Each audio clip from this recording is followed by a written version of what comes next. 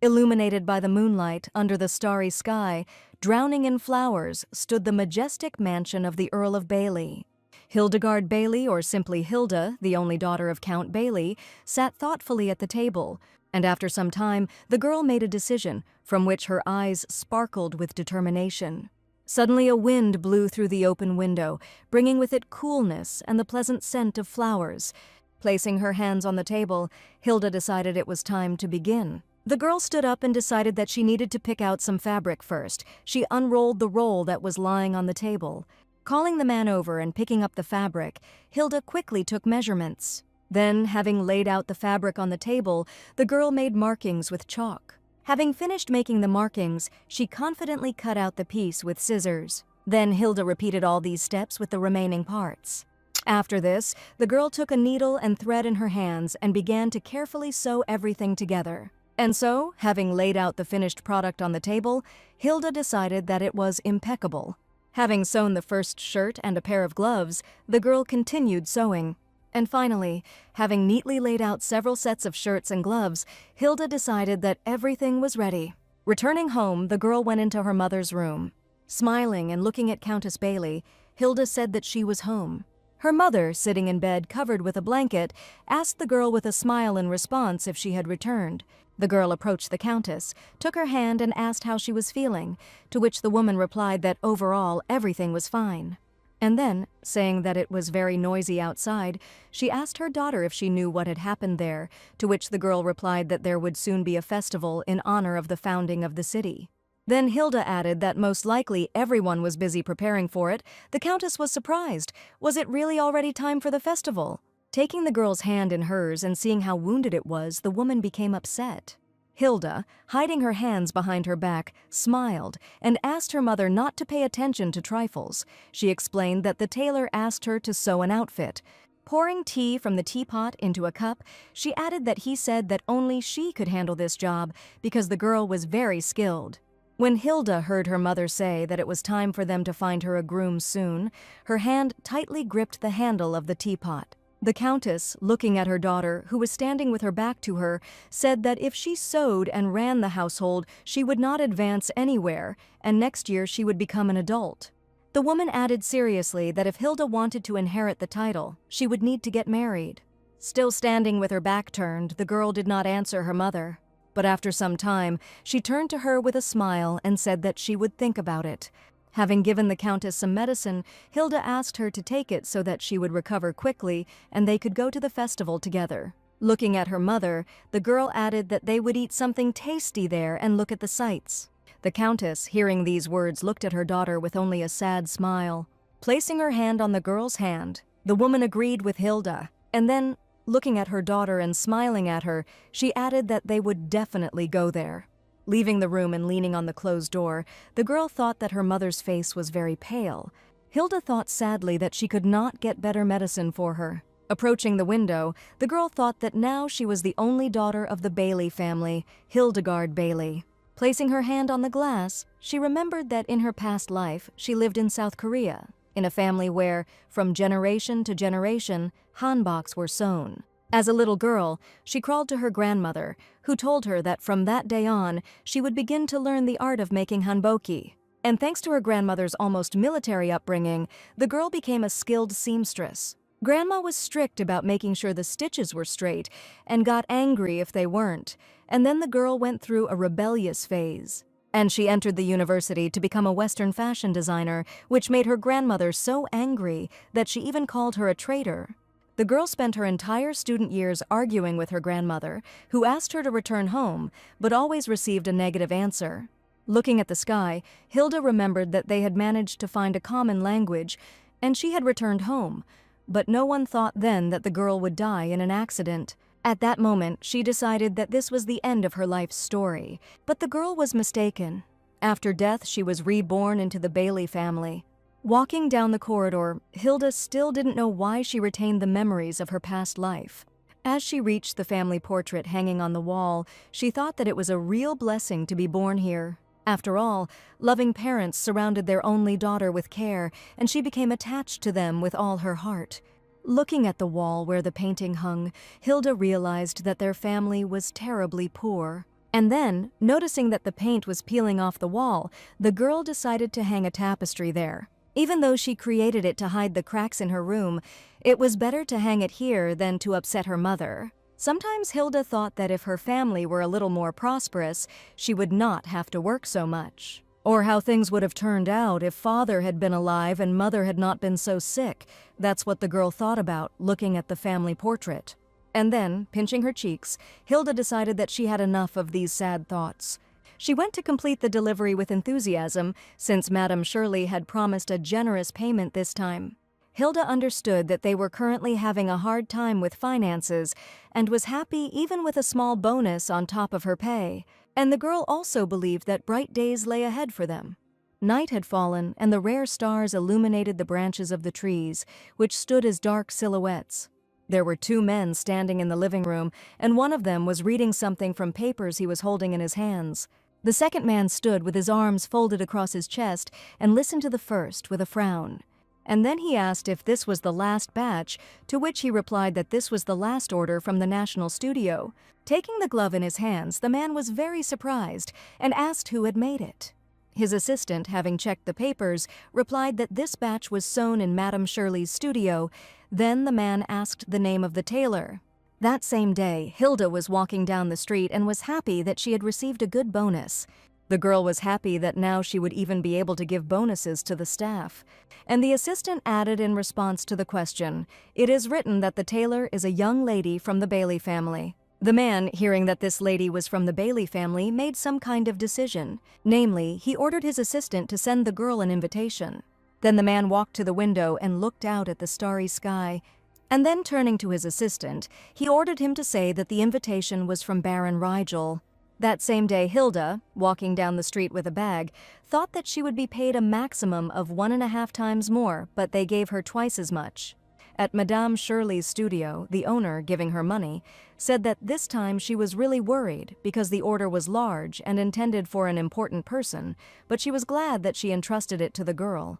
Hilda didn't expect that her job was for important people, but she decided that if they paid, then nothing else mattered, and she could finally give Lucy and the butler a bonus.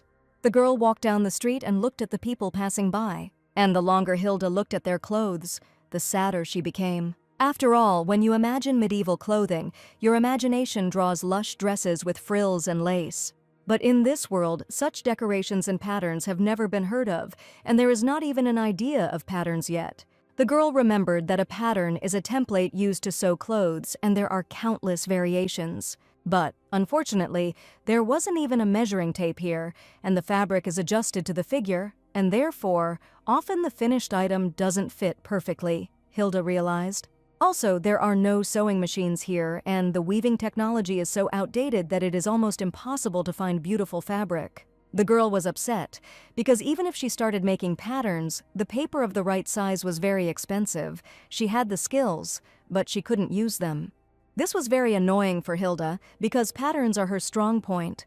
Hilda walked and thought that she really wanted to create beautiful outfits. Some time later, the mansion of the Earl of Bailey family stood quietly under the rays of the bright sun. But then a loud cry was heard calling Hilda. The girl who was sitting on a chair at that time turned her head towards the door.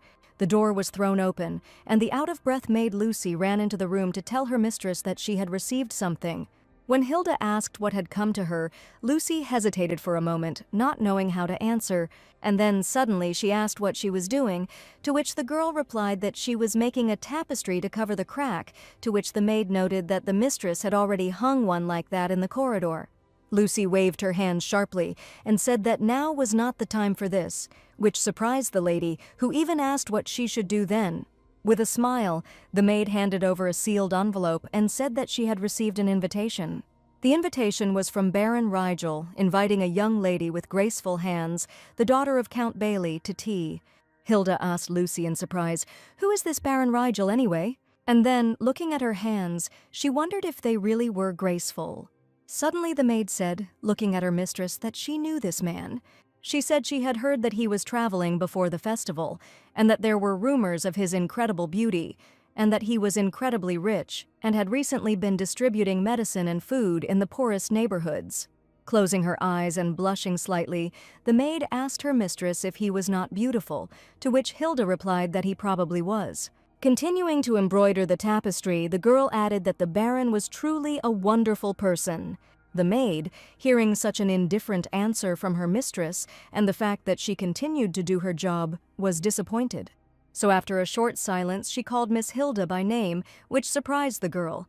And Lucy, smiling, said that since she had been invited, why shouldn't she go, since she hadn't attended a social event for a long time? The maid added that she should not be given a bonus for the festival, but it would be better to spend it on a dress, which Hilda did not agree with, and Lucy then began to ask her very strongly about it. The maid pouted and reminded that Madame had asked Hilda to take a closer look at the suitors. And then Lucy added that she could sew a new dress for herself. The girl immediately thought of a beautiful dress. Then, after a little silence and thought, Miss Hilda gave her consent. The girl looked at the maid with a smile and said that she had persuaded her, which made Lucy very happy. The maid ran away, shouting excitedly that she would look for beautiful hair accessories, and Hilda thought that many things had already been sold and the choice would be small. Left alone in the room, the girl continued embroidering with a thoughtful look. She remembered her mother's words that her name meant happiness, and that her great-grandmother, the daughter of a knight, married for love. Stretching out her hands to the girl, the Countess added that that was why she named her Hildegard in her honor. Stroking her daughter on the cheek, the mother said that she would definitely be happy, and also that she will certainly meet someone who will surpass even her father. Thinking about it, Hilda realized that in her past life she had never dreamed of marriage. Standing up and going to the window, the girl thought that now she needed to concentrate on sewing the dress. On the day of the tea party, the sky was blue and sunny, and when the carriage drove up to the gates of Baron Rigel's mansion, it stopped. Carefully holding her dress, the daughter of the Earl of Bailey emerged from it. Seeing the place she ended up in, the girl opened her eyes wide in surprise.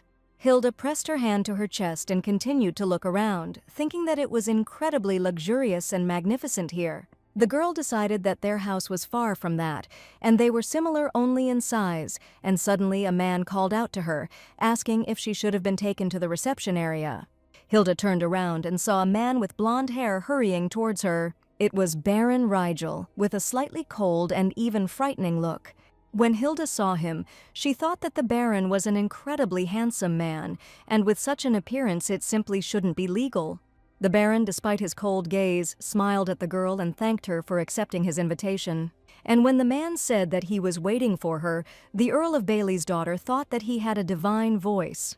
Blushing slightly, the girl asked herself if she would be able to avoid embarrassing herself at this reception.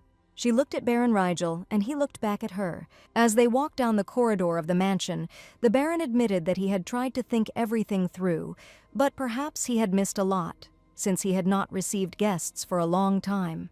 Smiling, he added that if the girl felt uncomfortable, she should tell him right away, to which he received a positive response. At this time, Hilda was thinking that although she had seen many handsome men on TV in her past life, she had never seen such men, and therefore she was terribly nervous. The Baron, noticing this, said that she looked a little confused, with which the girl did not agree. As they approached the living room, the man apologized for his tactlessness and admitted that he wanted to see her as soon as possible. Embarrassed, Hilda looked down and, despite the Baron, replied that everything was fine. When they entered the doors opened by the servants, the girl suddenly froze. After all, she saw a very beautiful tapestry hanging above the fireplace.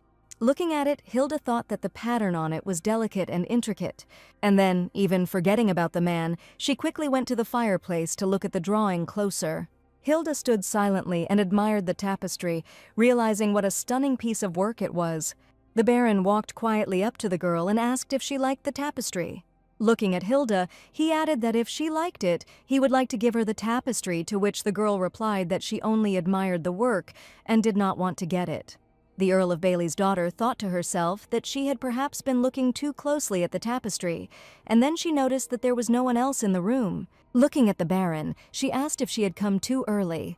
When the girl heard the Baron's answer that no one else would come, she was very surprised. Baron Rigel admitted that he had sent only one invitation because he wanted to see only her, the daughter of Count Bailey. They sat down at a table where there were cakes and tea. Smiling and pointing to the teapot, Baron Regal asked if she would like some tea. He then added that the tea would help her relax a little and received a positive response from the embarrassed girl. When the tea was poured into the mug, the girl wrapped her hands around it, warming her fingers on the hot ceramic. Then, lifting the mug and taking a small sip, she realized that the taste was familiar to her. Closing her eyes, the girl thought that, as she had guessed it was kupena tea, she recognized it by its aroma, and it turned out to be a pleasant surprise. Baron Rigel watched as Count Bailey's daughter drank tea with pleasure and remained silent. Then, putting cakes on the plate, he calmly remarked that she seemed to like the tea. The Baron said that he thought for a long time about what to serve, and in the end chose a special tea brought from a distant continent, which greatly surprised Hilda. Thinking that he was being too kind, the girl decided to clarify whether there had been any misunderstanding, and she asked if he had confused her with the daughter of another count, to which the Baron replied that he had sent the invitation to Lady Hildegard Bailey, to which Hilda replied that it was she. As he was about to break off a piece of cake with his fork, the man asked if he should have included the portrait. Hearing this, the girl froze in surprise, sitting on the chair. The Baron, with an unperturbed expression, offered to pour her another cup, but Hilda was shocked as she thought about what the man had said. Namely, about an event that among the nobility is associated with the mention of portraits and private meetings. The girl couldn't come to her senses because that only happens at a bride show. Then Hilda decided to ask the Baron about it directly, to which the man, standing up, replied that she understood everything correctly. Then he came closer and, handing the girl a cake, added that she had exceeded all his expectations. The Baron suddenly dropped to one knee and, taking the girl's hand in his, called her the lady with the beautiful hands. Then, looking at Hilda, Baron Rigel said with trepidation that he sincerely asked for her hand. Hearing this, the girl looked at the man in shock, not understanding what was happening. And suddenly the door to the living room swung open and an assistant flew in, calling the Baron His Highness, the Crown Prince. The young man continued that he had an urgent report about what was happening in the Imperial Palace. The Baron stood up and the girl turned in her chair, and they both looked at the assistant. Hilda did not understand why the Baron was called His Highness and what the Imperial Palace had to do with it. Looking at the man, the girl could not believe it and thought that perhaps she was sleeping. The Baron, looking at Hilda in response, heard her ask if he really was the Crown Prince. Smiling, the man gave Lady Bailey a positive answer. He still held Hilda's hand in his and looked at her intently. When the girl returned home, she was met by a maid who was eagerly awaiting her return. Lucy, closing her eyes, dreamily asked the lady how the tea party had gone, but did not hear an answer, because Hilda simply walked past silently. Turning around, the maid did not understand what was happening, because her mistress had simply run to her room. Having run there, Hilda first of all took out the books that described the complete genealogical tree of the imperial family. There the girl found the name of Crown Prince Raymond Glitzen, Baron of Rigel, and understood why no one knew about it. Hilda thought it was one thing to know someone from the capital's aristocracy, but in a place as remote as their city, no one followed the capital's news. And then she realized with horror that she hadn't even guessed about it. Hilda remembered that after she learned that Baron Rigel was the Crown Prince, he said that since everything was revealed, there was nowhere to retreat. Looking at the girl, His Highness added that his feelings came from the heart. Opening the box he was holding in his hands, the Crown Prince said that he had been looking for someone like her for a long time. Upon hearing this, Hilda asked what he meant. Taking out the gloves, the man added that he wanted to get engaged to the woman who sewed them. Taking a closer look, the girl realized that these were the same gloves that she had taken to the studio that morning. Hilda remembered Madame Shirley saying that they were meant for an important person, and realized that the gloves were made for the Imperial Palace. Meanwhile, the Crown Prince continued that the founding celebration was approaching, and according to tradition, gloves for that day should be sewn by the owner's wife or family member. He also said that he has long dreamed that his wife could continue to sew such perfect gloves.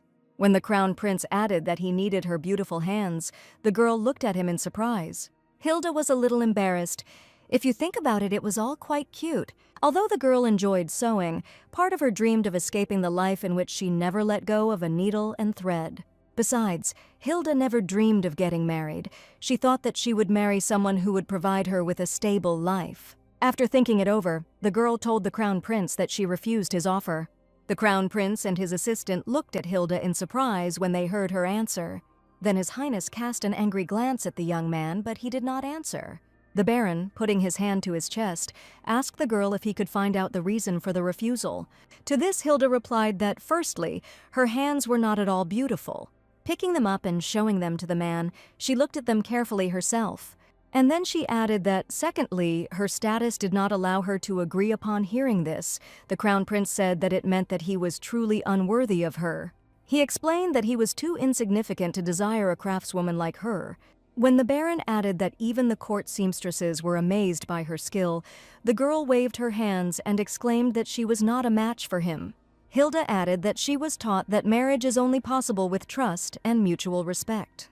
Looking at the crown prince, she said that he had tried to deceive her from the very beginning, which meant that he was not right for her. Remembering all this, Hilda dropped her head on the table and decided that she had gone completely crazy. Not only had she refused, but she had also been rude. And then she thought with horror that the crown prince would punish her for this.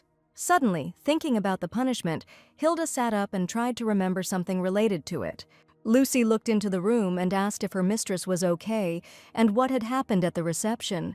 And the girl, with her head down on her hands, kept trying to remember what exactly she had forgotten.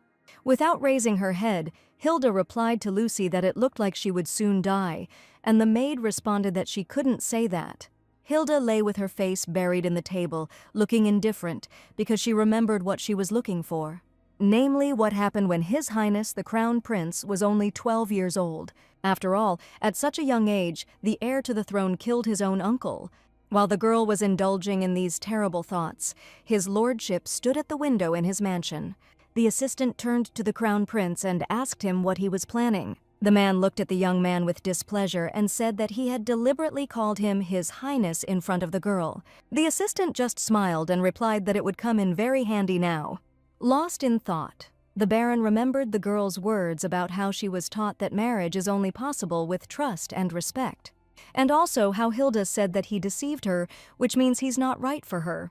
Remembering all this, the Crown Prince grinned and decided that he did not intend to give up. He realized that it was all because he wanted to be close to her, the daughter of the Earl of Bailey. Meanwhile, the maid Lucy was trying to bring her mistress to her senses. The girl kept thinking about what she remembered, about the Crown Prince Raymond Glitzen, about how, at the age of 12, he sentenced his own uncle to death, accusing him of treason. Having declared his uncle a criminal, the young Crown Prince sent him to one of the villages, and he ordered the inhabitants of that village to hunt him. But his uncle survived and reached the castle badly wounded and barely alive. Then the young prince hung him on the castle wall and left him to die. Hilda remembered that on that day she went to the capital with her parents for the first time, and this scene, a man hanged on the wall, shook the girl to the depths of her soul. Hilda decided that this was too cruel, because no matter what her uncle had done, it was impossible to treat her mentor and her family like game on a hunt. While getting dressed, the girl kept thinking about this and understood that even if the guilt was minimal, punishing like this was unacceptable. And suddenly, the thought came into her head that he could punish her too, just because she rejected his offer. At this time, there was a knock on the door of the room, and they asked if the lady was there. Turning around and allowing entry, the girl saw the butler, who, opening the door, reported urgent news. He added that the lady's condition was critical, which greatly frightened Hilda. The girl, together with the butler and the maid, entered the countess's room, where a doctor was sitting at her bedside. Hilda anxiously asked him about her mother's condition. Approaching the girl, the doctor bowed and asked for forgiveness. Hilda's eyes widened as she asked him what he was apologizing for and what he was saying. The man replied that he apologized for his lack of skills, and then he added that perhaps a doctor from the capital could help, but the illness was too serious, and he did everything in his power. The doctor said that he could only prescribe an antipyretic and hope for the best, which greatly upset the girl. The butler stood with a sad face, and Lucy covered her mouth with her hands, repeating that this could not be. The maid looked at her mistress with concern, not knowing how to help. The butler, placing his hand on his chest, turned to Miss Hilda, but the girl, without turning around and hugging herself, asked to be left alone. Hilda walked slowly along the corridor of the mansion, through the windows of which darkness was already peering. Walking up to the window and putting her hand on the glass, she thought that it was all her fault. Falling to her knees, Hilda decided that she should have tried at least a little harder. Tears streamed down her cheeks and fell to the floor, and she blamed herself for not providing her mother with decent care. In horror, Hilda thought that the Countess might die. At that moment she remembered how the tea party ended, namely with the words of His Highness, about how the Crown Prince caught up with the departing Hilda and proposed a fictitious marriage. The girl then asked if he meant that it would just be a formality, to which she received a positive answer. And then he added that if she had given in to his beautiful words, he would have become the ideal husband for her, but it didn't work. In persuading the girl, the Crown Prince offered to grant her new lands, and then, putting his hand to his chest, he said that he could give her not land, but what she really needed. After looking at Hilda carefully, his lordship handed her the communication device. Looking into her surprised eyes, he suggested that she think about it and use it when she was ready. Remembering this proposal, the girl thoughtfully peered into the darkness outside the window. She sat like that for a long time and thought about everything that had happened, and then her eyes filled with determination. The girl had decided everything for herself. Hilda stood up and walked quickly at first, then sped up and ran down the corridor. At this time, she thought about the reason why she was able to let go of her past life and accept a new one. Remembering the family portrait, Hilda realized that the reason was her parents in this world. After all, without their love and support from birth, she would have been lost between two lives. Thinking about this, the girl, a little out of breath, ran into her room. She remembered that she had hidden the device the Crown Prince had given her in a drawer, thinking that she would not need it. Thinking that she still didn't understand why he had made this offer, and not even being sure whether she was doing the right thing, Hilda decided that it didn't matter now, and used the device. She knew that the most important thing for her now was to save her mother. With her hands folded in a prayer gesture and her eyes closed, the girl prayed for the device to work. And then a glowing circle appeared on the floor, into which the Crown Prince began to descend. The man descended softly into the center of the circle, wearing home clothes and a robe thrown over his head. Seeing him, the girl was very surprised and asked how he ended up there.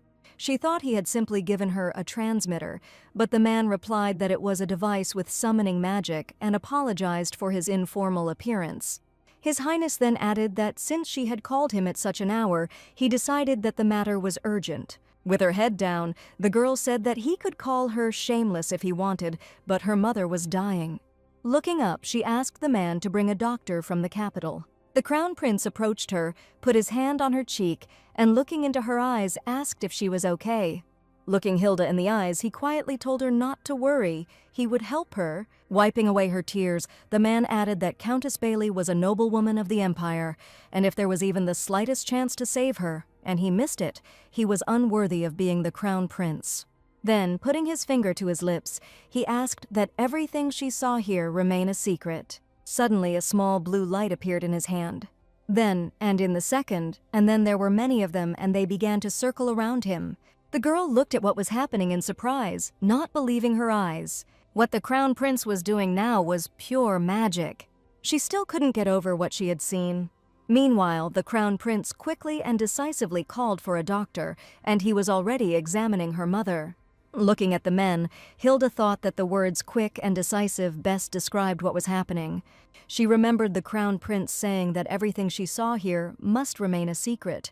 And then he began to cast his spell again, and with the help of the magic formula, a new summoning circle was created.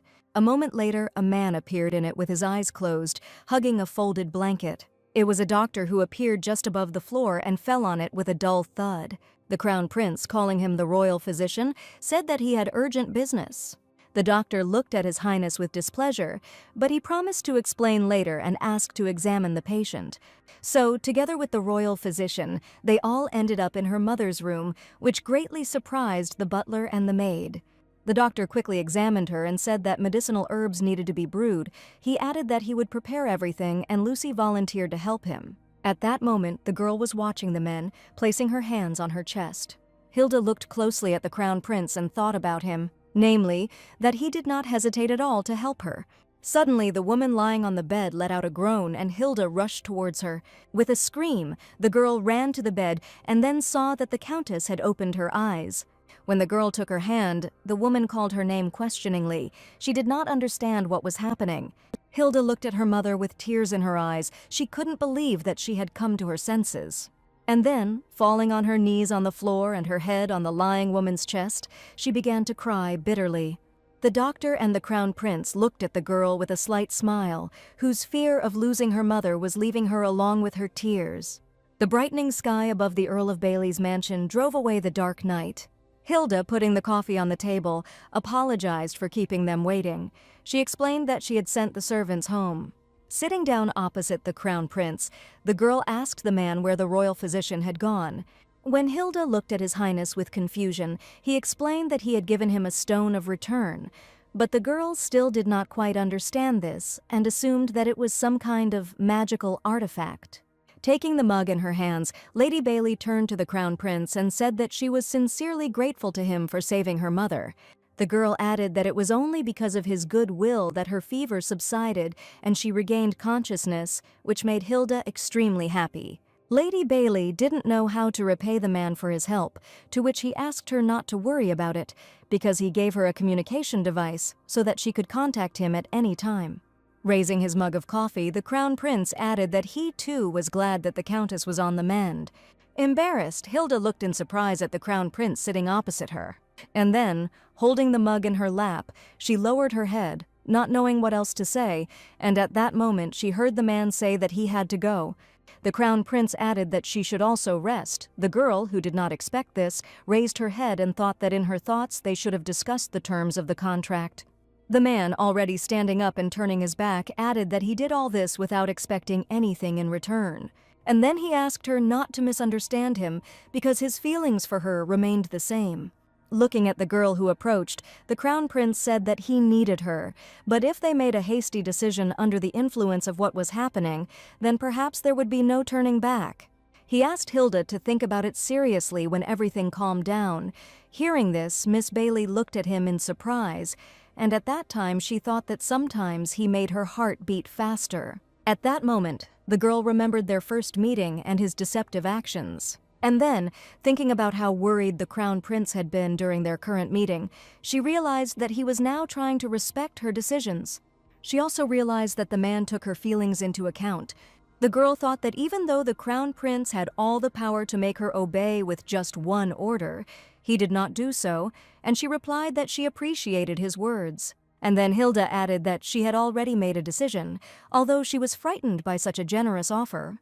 Pressing her hand to her chest, the girl added that if His Highness still wanted it, she would gladly agree to his proposal.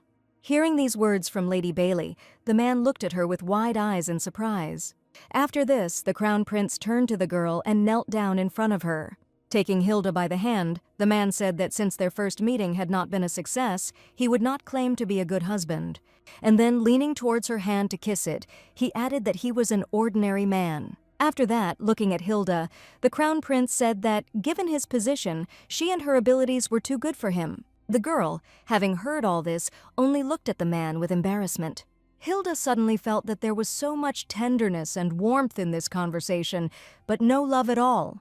Standing in front of the girl, the man waved his hand, summoned a piece of paper, and said that he would draw up a draft of the contract. As a result, when discussing marriage, they excluded all feelings from it and spelled out in detail the conditions and benefits for each party. This agreement was a clean, mutually beneficial deal. The crown prince, holding the paper in his hands, said that he had sketched out a draft, but they would not sign it right away.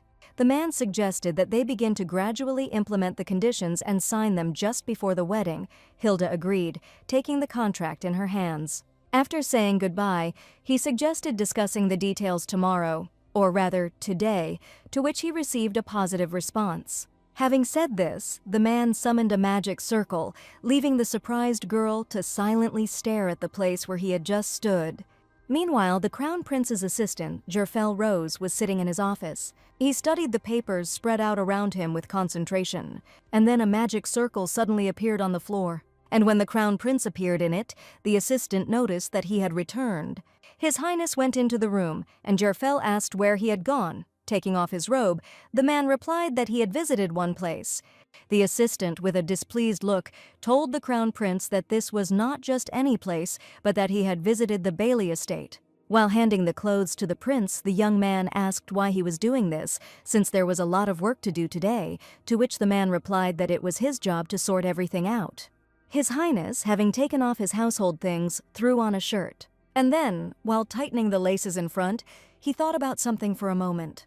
When the crown prince was fully dressed, the aide suddenly asked how everything had gone at the Bailey estate. He was very interested in whether his master had achieved what he wanted. Hearing this question, the crown prince turned around and looked at the young man with displeasure. Looking at his assistant, His Highness thought that he had made the right choice. Jerfel, smiling, said that his master looked pleased, to which he replied that it was impossible to propose to a person you didn't love.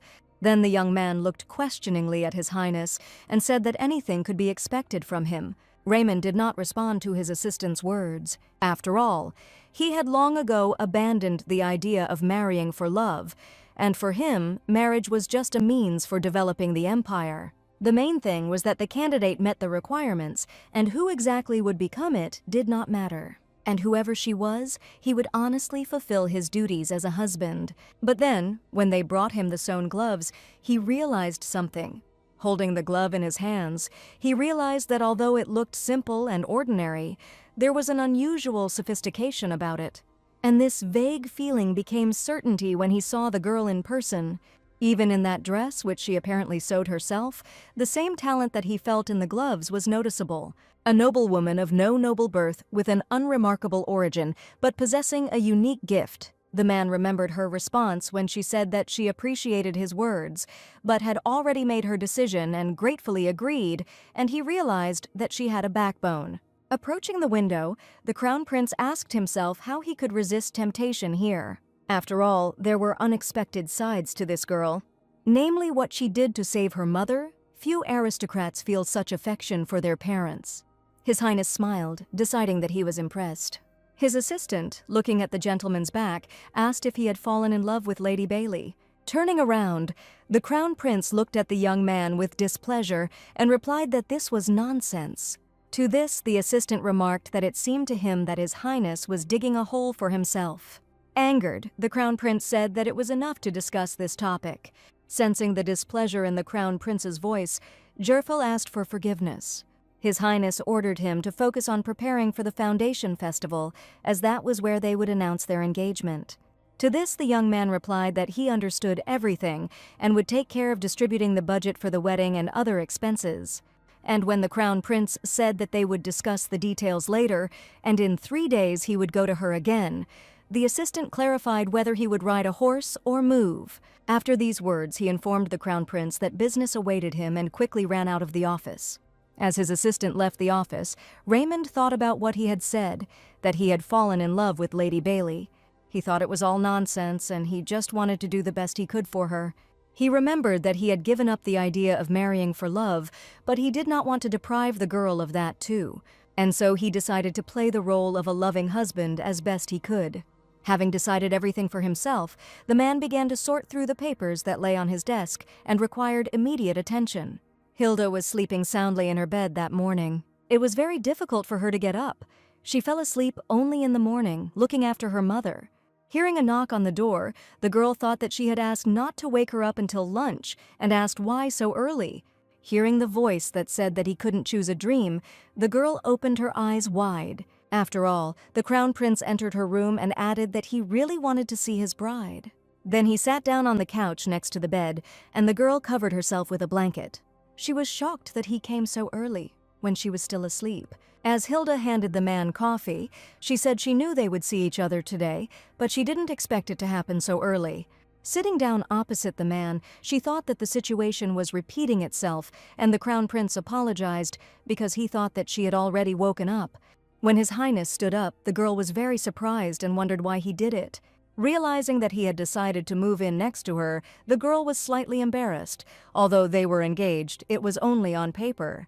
And the crown prince, smiling, asked the girl if they could continue their conversation from yesterday. Hilda answered positively and added that this was why he came. Looking at the girl, the man addressed her by name. Hearing this, she looked at him in surprise. Smiling at Hilda, His Highness asked if she could call him by his first name. The girl was shocked because she didn't expect that a man could ask such a thing. and His Highness, still smiling, explained that they would have to convince the public after the sudden announcement of the engagement. He added that people love romance, and if they said that they had loved each other for a long time, people would believe it, to which he received a positive response. When the girl asked him how their love story came about, the man replied that something simple would do. His Highness suggested that he say that while hiding his identity, he had met her by chance several years ago, and that they soon fell deeply in love. They were happy, but then the girl found out who he really was and, wanting a quiet life, left him. But the Crown Prince could not forget Hilda, and after long courtship she finally accepted him. Taking the girl by the hand, His Highness asked, "Wasn't it so?" Having kissed the girl's hand, he addressed her by name. Hilda was shocked. He didn't ask her opinion, but seemed to insist that everything was exactly like that. Still holding her hand in his, the man added that if they started calling each other by name, there would be no turning back. He explained that a normal political engagement could be broken off by citing inconsistency of conditions, but if they said they had loved each other for years, it would not be so easy to get out of it. And then he added that this could damage the girl's reputation. Hilda bowed her head and thanked the man for his concern. And then, placing her other hand on his palm, she added that she had already decided everything. Closing her eyes and lowering her head, the girl called the Crown Prince by name.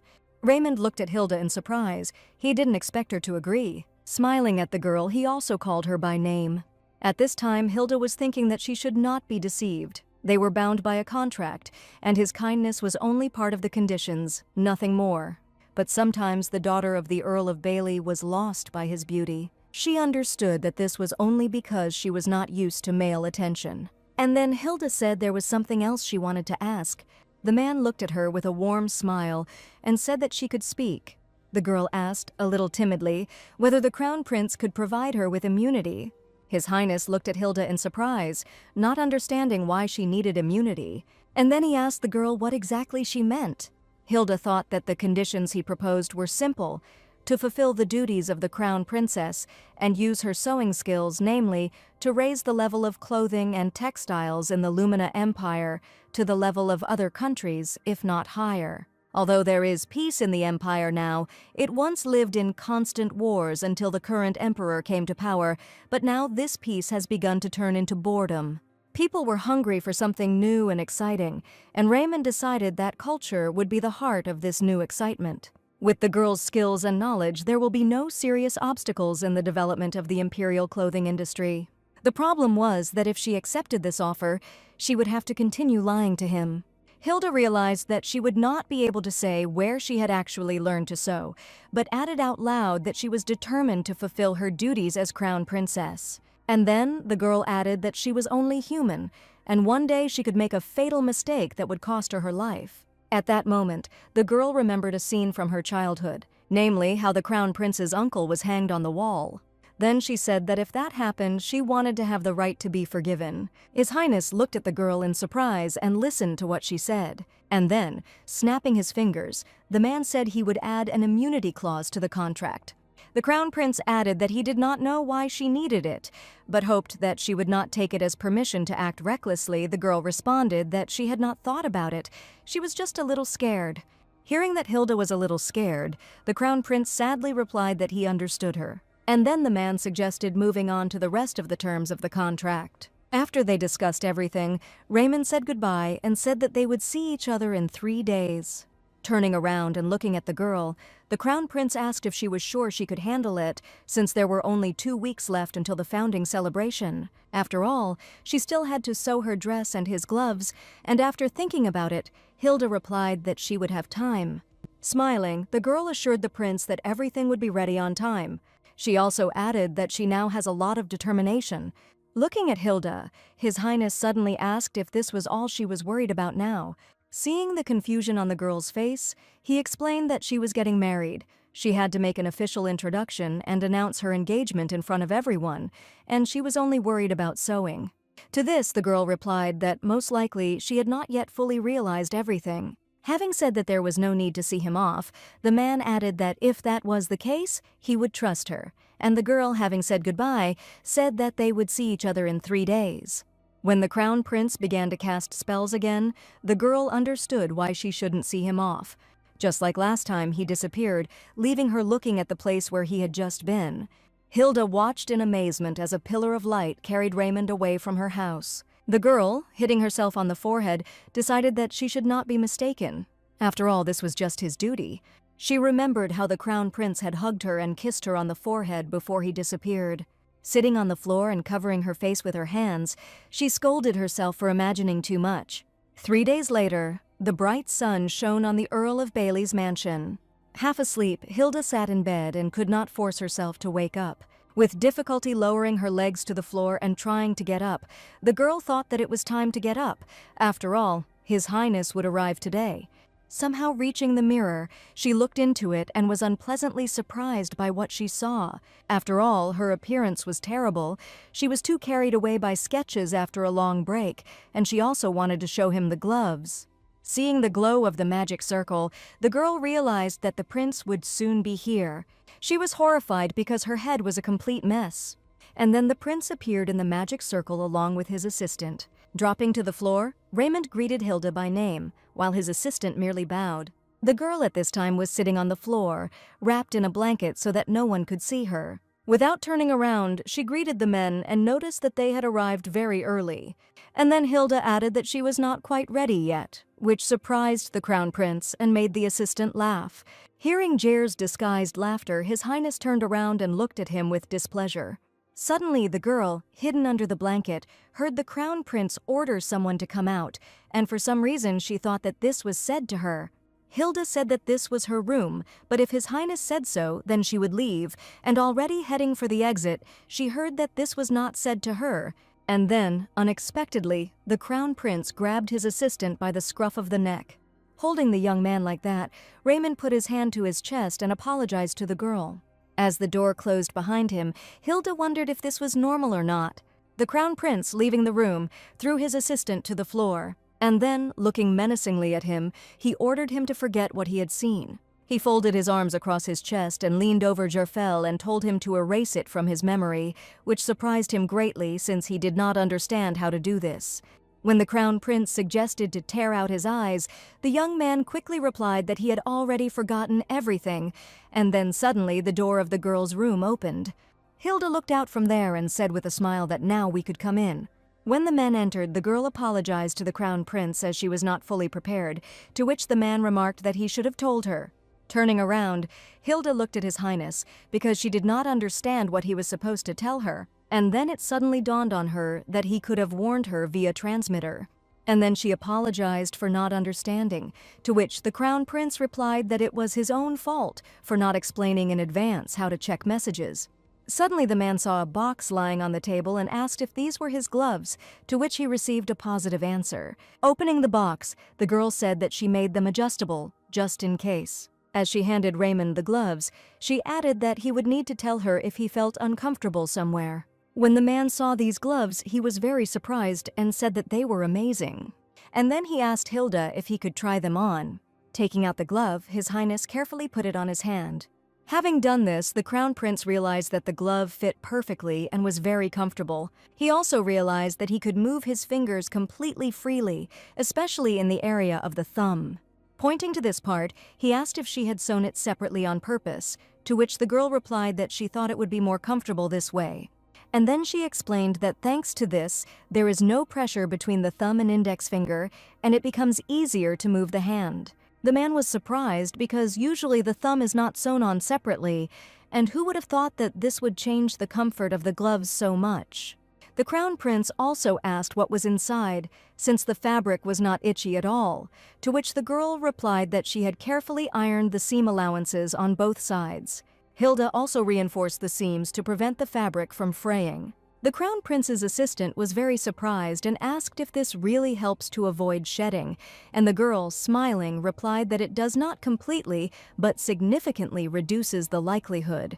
The Crown Prince was impressed and guessed that such work had taken a long time. His assistant remarked that when there was such a skilled craftsman, the court tailors could resign. The girl, who was watching the men, asked His Highness if the glove was too tight. To this, the man replied that the glove fits perfectly and everything is sewn beautifully. And then he asked if it would be possible to embroider his coat of arms on gloves next time. At that moment, the girl realized that in gratitude she had embroidered Baron Rigel's coat of arms. Looking at the man and blushing slightly, Hilda thought that perhaps she had gone too far this time. The Crown Prince and his assistant approached the girl closer. And then His Highness said that he would take the meaning of this coat of arms as a sign that he should repent for having deceived her. Hearing these words, Hilda was very surprised because His Highness accepted it so easily. The girl blushed, embarrassed, and the Crown Prince said that he had not yet introduced someone to her. He pointed to the young man who was following him and said that this was his assistant, Jerfel Rose, and the young man added that if she had any questions about the founding celebration and the wedding, she should not hesitate to contact him at any time. And then smiling, Jerfel called her Milady. The girl was very surprised that he was already calling her Milady. And then he added that on the wedding day, he would pay special attention to her makeup so that even if she blushed, it would not be noticeable. And suddenly, unexpectedly, the young man exclaimed as if he was in pain. For being too talkative, the Crown Prince stepped on his assistant's foot to stop him from talking nonsense. The girl watched the men arguing with a smile. Hearing the unusual sound, they suddenly looked at the girl in surprise, stopping arguing. At this moment, Hilda could no longer restrain herself and, covering her mouth with her hand, laughed.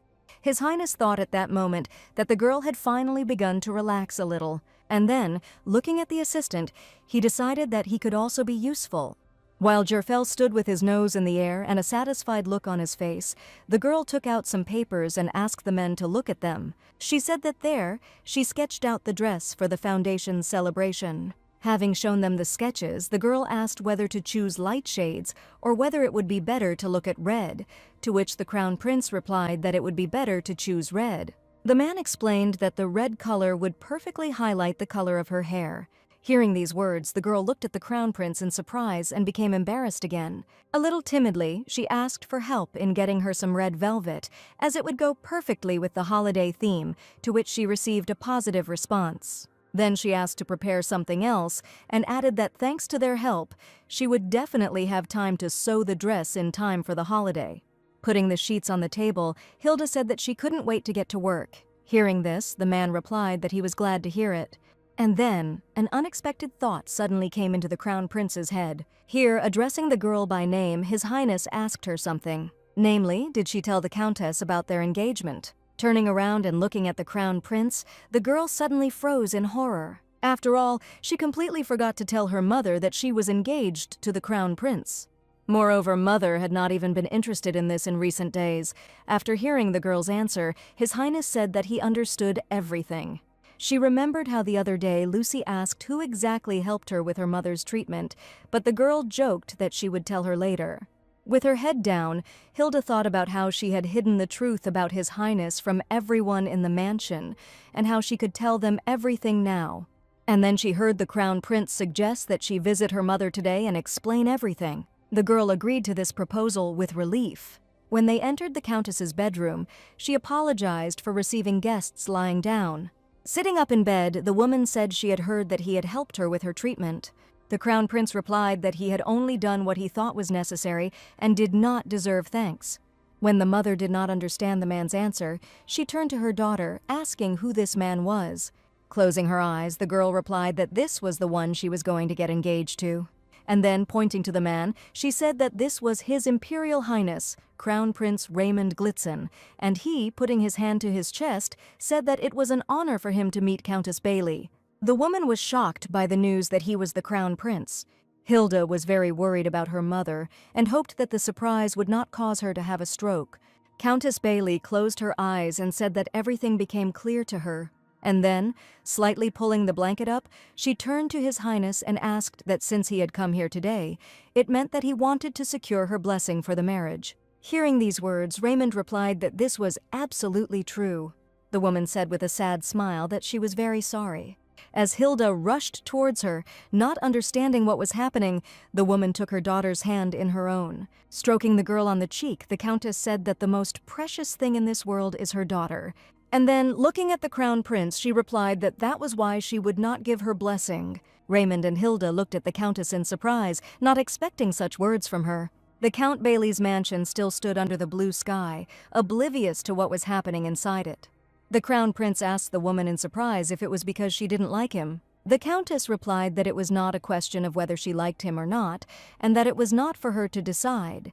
Then the man asked her to tell him the reason for the refusal. The woman, closing her eyes, said that he had not done the most important thing. Hilda looked at her mother in surprise, not understanding what she meant. But His Highness at that moment, lowering his head, said that he understood. And then the man suddenly stood up and, dropping to one knee, addressed the girl by name. With a slight smile, he extended his hand towards Hilda. The girl looked at him in surprise because she didn't yet understand what was happening. But putting her hand in his, she decided to trust the man. And His Highness said that he asked for the hand of Lady Hildegard of the House of Bailey and wanted to become her only companion in life. After these words, the man kissed the girl's hand. Then he looked at the countess and asked her to give him her blessing. The woman watched with a kind smile as the crown prince asked for her daughter's hand in marriage. Hilda finally realized at that moment that Raymond had asked for permission first, and that was the basis of all things.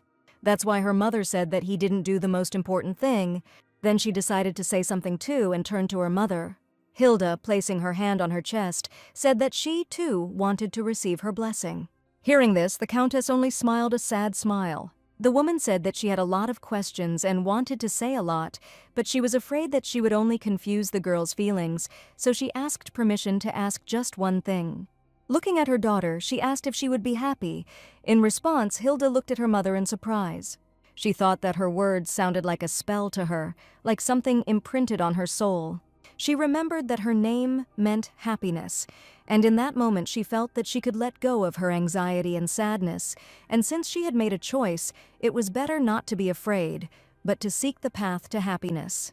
Smiling happily and closing her eyes, the girl answered her mother that she would definitely be happy, because no one knew how it would all end. With tears in her eyes, the countess replied that if this was her daughter's wish, then she gave her blessing. After these words, Hilda hugged her mother tightly. 3 days later, servants met them at the threshold of the new mansion. As Hilda, Countess Bailey, and the maid Lucy stepped out of the carriage, the servants outside the capital's mansion greeted them. This was one of the conditions of the contract, and Raymond gave her new lands as he promised. She remembered his assistant saying that they could keep the old properties, but he would advise selling them. Smiling, Jerfel added that the land in the new region was much better and, moreover, closer to the capital. It may sound a bit mercenary, but it was a good reason, and after discussing everything with my mother, they decided to get rid of the old lands. Her mother said that she had a lot of memories of the girl's father associated with this place, and it was the ancestral home of the Bailey family, so she was sad, but her daughter chose a difficult path. And then she added that she might need to take a decisive step to become more confident. And then she added that it would be better if her daughter had no reason to look back. Hilda didn't tell her mother how she met Ray or what exactly connected them, but the Countess pushed her daughter forward as if she already knew everything. It was as if she was saying, "Leave regret behind."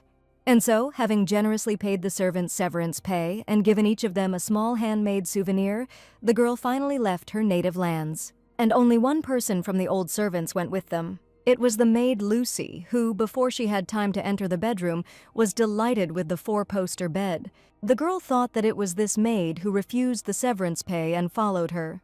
Hilda suddenly asked Lucy if she was sure and if she would regret going after her, to which the maid exclaimed that she could not regret it.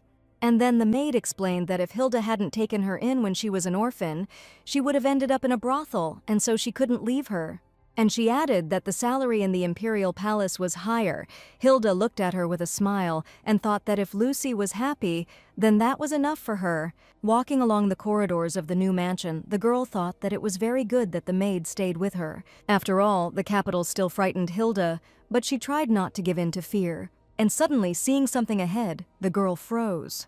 She stopped in her tracks because there was an elaborately embroidered tapestry hanging on the wall. It was the same tapestry that she had seen at Baron Rigel's.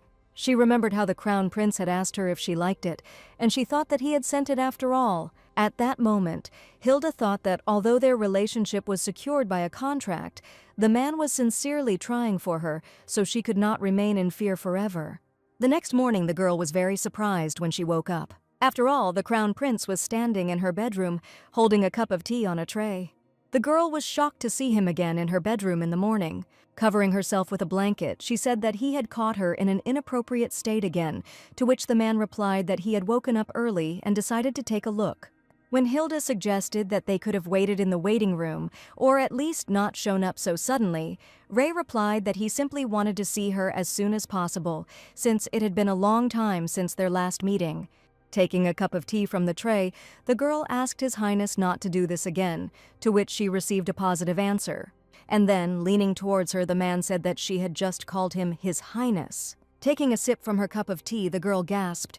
The Crown Prince, folding his arms across his chest, asked her to say it as it should be. Embarrassed and with her head down, the girl called him by name and thought that she was embarrassed to say it out loud. Taking the empty cup from the girl's hands, the man praised her, saying that she was a good girl. Smiling his beautiful smile, His Highness called the girl by name. And then he added that she looked great today too. Then His Highness said that he would now call the maids, and also that he did not have time to choose decorations, and he took what was at hand. Suddenly the Crown Prince looked at Hilda with concern and asked if something was bothering her. The girl looked at the man in surprise, because she didn't expect him to notice it. She didn't answer, she just looked at Raymond silently. After all, there was actually a reason why she rushed to move to the capital. She remembered how they stood before the thrones on which the Emperor and Empress sat in their throne room. Raymond turned to his father and mother and asked for their blessing, namely, a blessing to take Countess Hildegard Bailey as a wife. The girl stood behind the Crown Prince's right shoulder and looked at his parents with some fear. For a while, the Emperor and Empress were silent, and Hilda thought that they might not permit their marriage. But then their Majesties smiled and said that they were giving permission for the marriage. Smiling, His Highness thanked his parents, and the girl, seeing this, was surprised. After all, she didn't think that everything would turn out so easy. The Empress stood up and thanked Hilda, as she had been worried that Raymond had shown no interest in anyone for so long. Taking the girl by the hands, she added that, it turns out, all this time her son had a lover whom he secretly took care of. The Emperor added that it seemed to him that he had been wrong in introducing different young ladies to him every year, and although she might have her faults, he hoped that she would take good care of his son. For Hilda, all this was a bit unexpected, but she thanked His Majesty. The girl still couldn't believe that everything could be so simple. Raymond turned to his parents and asked if they could go, as they had to prepare to present the lady at the founding celebration. His father, frowning, replied that they might go, and then, turning to Raymond, added that he must never treat a lady with disdain. Bowing his head, the Crown Prince replied that he would keep that in mind. And now they are already walking along the corridors of the Imperial Palace. Hilda asked Raymond if he had by any chance asked for the Emperor and Empress's blessing in advance, which surprised him greatly. To this question, the Crown Prince answered in the negative and added that he simply told Jerfel to tell them that he would bring his bride today. Smiling, the girl replied that she understood everything. She was just a little confused, because his parents didn't even need to be persuaded. They gave their blessing completely sincerely. To this, the man replied that his marriage had been quite a headache for them, since they had been trying to find him a bride for years. The girl, looking at the Crown Prince, wondered why they were so worried. Looking at Raymond, Hilda wondered if it was possible to find someone more perfect and worthy, and she would never have thought that the question of marriage could be a problem for him. Suddenly a maid came out to meet them and bowed to His Highness. The Crown Prince, however, remained silent in response and looked at her with a frown. Seeing the Crown Prince's gaze, the maid was very frightened, and after that she quickly ran further down the corridor. Hilda, seeing all this, was very surprised. At this time, Raymond asked her how she had managed to get to the capital, to which the girl replied that everything had gone smoothly thanks to his care, and thanked her for the outfits. She said that before they came here, she was given a tour of the capital. When she asked if it was his idea, he replied yes. When they entered the living room, the girl froze in admiration. Seeing the room and all the furnishings, she could only think how beautiful it was. Suddenly the girl thought that, as expected, the Crown Prince had excellent taste in decoration. Suddenly, His Highness stopped and watched the girl who walked forward. For a while he looked after her with a thoughtful gaze. And then the man suddenly said that he thought about it as soon as he saw her. And when Hilda looked back, His Highness added that she looked even more beautiful today. Raymond said that the dress she was wearing could not fully show off her beauty. Offering the girl a seat, he said that after the Foundation's celebration, he would order custom-made outfits for her. Hilda was in shock. She knew that the crown prince was generous with compliments, but now it was too much. She was scared to hear such words, and from a handsome man. When Raymond said that he would have tea served to them, the girl agreed. Sometime later, sitting at the set table, the crown prince asked whether Hildegard had received the materials, to which the girl replied that she had received everything, had just finished the pattern, and was about to start embroidering. Handing the girl the cake, Raymond asked in surprise if she was almost finished, to which Lady Bailey replied that she had finished most of it on the way to the capital. When Hilda said that it would soon be possible to try on the finished dress, His Highness thought with a smile that she was truly amazing. After all, the dress that she recently showed him, with a tunic inside, like 2 outfits in one, she made in a very short time. Watching the girl eat the cake, Raymond admired the fact that she was able to work even on the road. At this moment, the crown prince, addressing the girl by name, said that he had something to tell her, which surprised her greatly. The man explained that guests from all countries would gather at the founding celebration, and among them would be representatives of the Trigo Kingdom, the most advanced country in the textile industry. He added that Prince Aidan of Trigo was very interested in this craft and was a master at it. And then he asked Hilda not to come near him under any circumstances. The crown prince explained that the prince would certainly want to have her for himself. The Bailey family's new mansion stood under a blue sky, and screams could be heard inside, and all this happened the day before the founding celebration. It was Lucy, with her hands on her hips, scolding her mistress for not getting enough sleep. The sleep-deprived girl with large circles under her eyes noticed that she had almost finished the dress. To this, the maid said that the holiday was tomorrow, and what should they do if she looked exhausted? Lucy, combing her mistress's hair, added that even in the old estate she had not allowed herself such a thing, and had overdone it too much. Turning to the maid, Hilda said that she would be able to sleep well today, and that was why she had been toiling all night. Suddenly, Lucy said that she was very upset, and asked her mistress if she really had to get married. Suddenly, they heard a voice that said it sounded scary, and turning around, they saw the crown prince. Lucy suddenly hiccuped in fright, and Hilda reminded Raymond that she had asked him not to appear suddenly. And then, putting her hand on the maid's shoulder, the girl asked why he came just when she was not ready yet. Having calmed down, Lucy walked over to the other servants and bowed to the crown prince. At this time, the girl thought about whether magic should not be a secret and whether it could be used so calmly. Raymond suddenly asked the girl if she was overtired.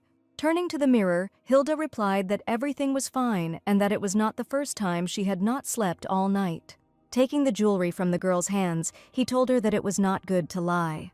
While fastening the decoration on Hilda's neck, the man added that he had not proposed so that she would torment herself. Lady Bailey looked at him, and His Highness continued that he valued her skills, but as his wife, she should enjoy what she did and enjoy life. The girl, looking at Raymond, thought that he called her his future wife. And then, getting up from her chair and clearing her throat, she said that she wanted him to stop finding her looking untidy, to which the man replied that he could not promise that. When Hilda asked why, the crown prince laughed and said that after the wedding they would share the same bed, and therefore it was impossible. The girl was shocked when she heard Raymond's answer. Hilda thought that for all 40-odd years of her life, including the past, these words had always seemed like something far away to her. It wasn't that the girl didn't know anything about it, she just had never had such an experience. Seeing the girl's reaction, Raymond looked at her with bewilderment. Thinking that she couldn't even imagine such a thing, Hilda asked for a minute. Clutching her head in her hands, she thought about how they had never even talked about it, and she believed that since they had an arranged marriage, this topic would never come up. Looking at herself in the mirror, the girl was surprised why she turned all red, as if she was screaming about how much this embarrassed her. Raymond suddenly apologized and said that he only wanted to say that they would have to share a room. To this, the girl replied that since they were getting married soon, it was logical that they would have to live together. Completely embarrassed, she thought that she didn't know what to say because she was so ashamed. So she smiled and said that the dress was almost ready and asked if he would like to look at it. Hearing this question, the man answered positively, and so, walking side by side, they left the girl's room together. Some time later, the prince returned to his office. There he was met by an assistant who was surprised that his master had returned so early. Jerfel asked Raymond if he had seen the dress yet, to which the man, walking to his chair, replied that it was impeccable. The assistant smiled and said that this was expected because he knew that Lady Bailey could handle it. Noticing the gentleman's gaze, he asked in surprise why he was looking at him like that. Had he really done something wrong again? At this time, His Highness was thinking about the dress that the girl showed him. He remembered her saying that the dress had a slit that revealed delicate embroidery on the lining. At that moment, His Highness was speechless and only regretted that he could not find the words to describe it. Looking at his assistant, he thought that if he had been there, he would certainly have showered him with praise. And then, sitting down in a chair at the table, the man thought about one more thing. Covering his face with his hand, he remembered what he already knew. She was innocent. And also the fact that Lady Bailey had no relations with men. And when the Crown Prince said that after the wedding they would share the same bed, he did not expect her to be so ignorant. He realized that this was a problem, because one careless touch of his to Hilda and Jerfel and her mother would nag him for the rest of his life. Suddenly the Crown Prince stood up and addressed his assistant by name, and then, looking at him seriously, he asked to follow him tomorrow, meaning Aiden, to which he received a positive answer. His Highness added that there was no one in the entire world with the skills that Lady Bailey had. Frowning, His Highness ordered his assistant not to allow him to encroach on her under any circumstances. And so the day of the founding celebration arrived. The whole city was decorated with flags and flowers. This founding celebration begins with a ceremonial ceremony. Namely, the emperor will greet the nobility of the empire and honored guests from all lands. Only titled nobles and invited guests may participate in this ceremony, so Hilda will only join after it is completed. This is because she has not yet become part of the imperial family and has not inherited the title of count. Suddenly, an assistant approached His Highness from behind and called him. He informed his master that Her Highness had arrived. The girl, wrapped in a cloak, thought that she was very worried, but she would succeed. She remembered how Lucy and her mother gave her gloves, saying that they made them together. The Countess said it was important to have the right mindset in such cases, Lucy added, and her mother said she just needed to imagine them there. The girl thought that she could feel their support right now, and suddenly she saw Jerfel running towards her.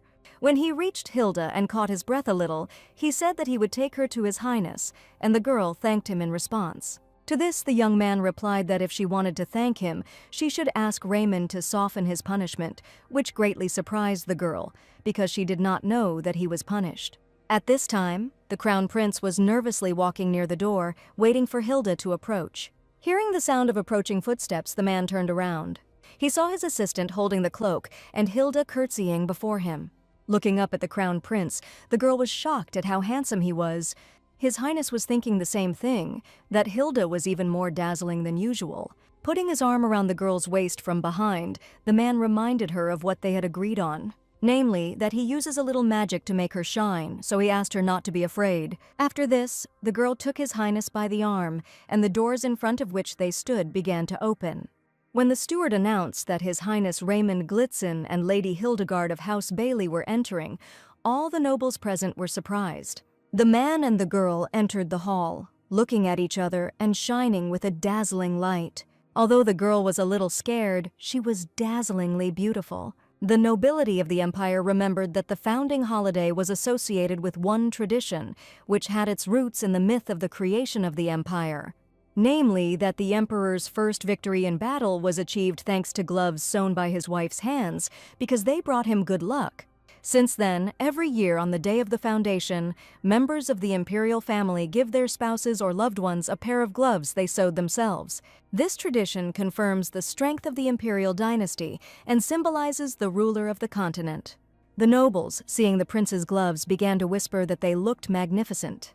The girls also noticed Lady Hildegard's dress, which also looked magnificent. The Crown Prince, who had come out onto the balcony with Lady Bailey, said that he had a statement for everyone gathered and that he wished to fulfill his duty on the day of the founding of the Luminance Empire.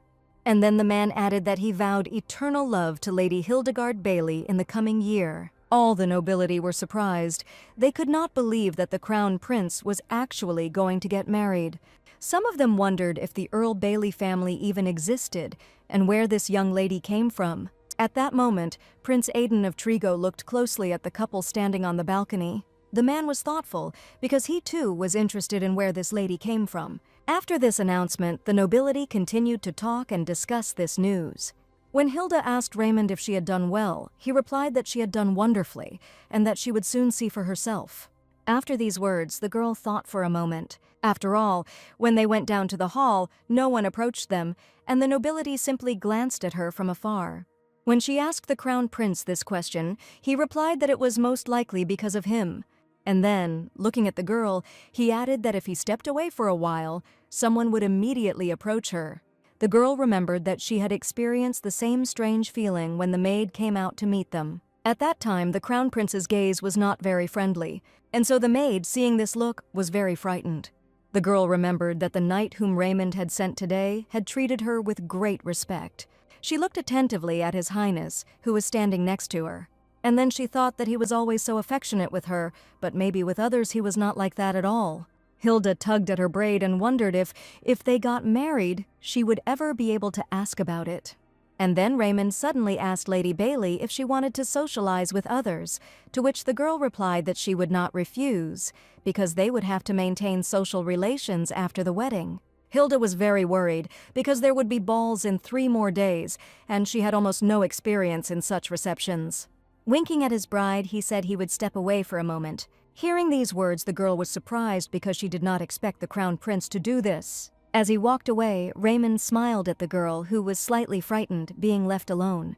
Seeing this, all the nobility were very surprised that the cold and unapproachable prince was smiling. As he walked away from the girl, Raymond glanced at his assistant, who bowed to him. And the girl smiled, because as soon as the crown prince left, the nobility surrounded her like ghosts. Everyone was wondering when they started dating His Highness, and where she got such a stunning dress. The first half of the aristocrats wanted to know the name of the fashion designer, and the second half wanted to know how she met the prince. They were unsure how to address Lady Bailey, to which Hilda laughed and replied that she had not yet received an official title, so there was no need for formalities. And then, smiling sweetly, Lady Bailey replied that she had made the dress herself. The aristocrats could not believe it, because the girl looked so naive and simple-minded, so they decided that the prince could deceive her.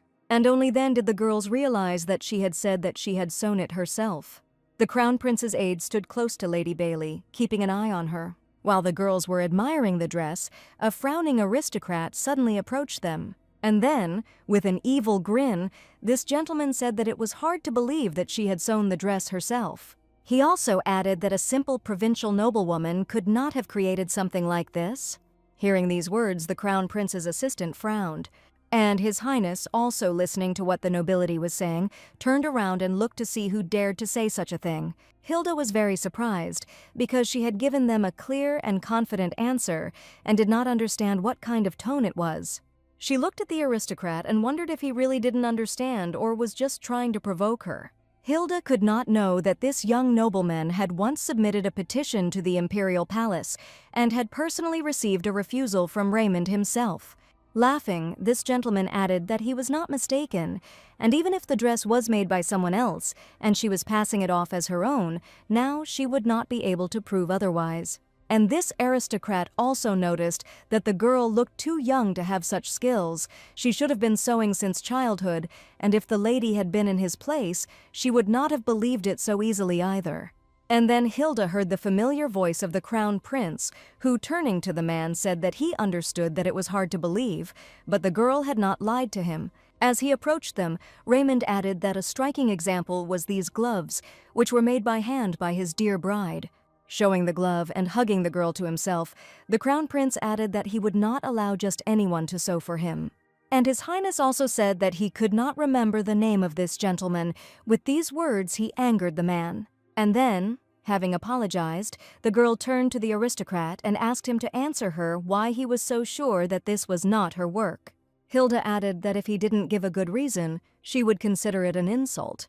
To this, the aristocrat standing opposite asked if she was making a mountain out of a molehill.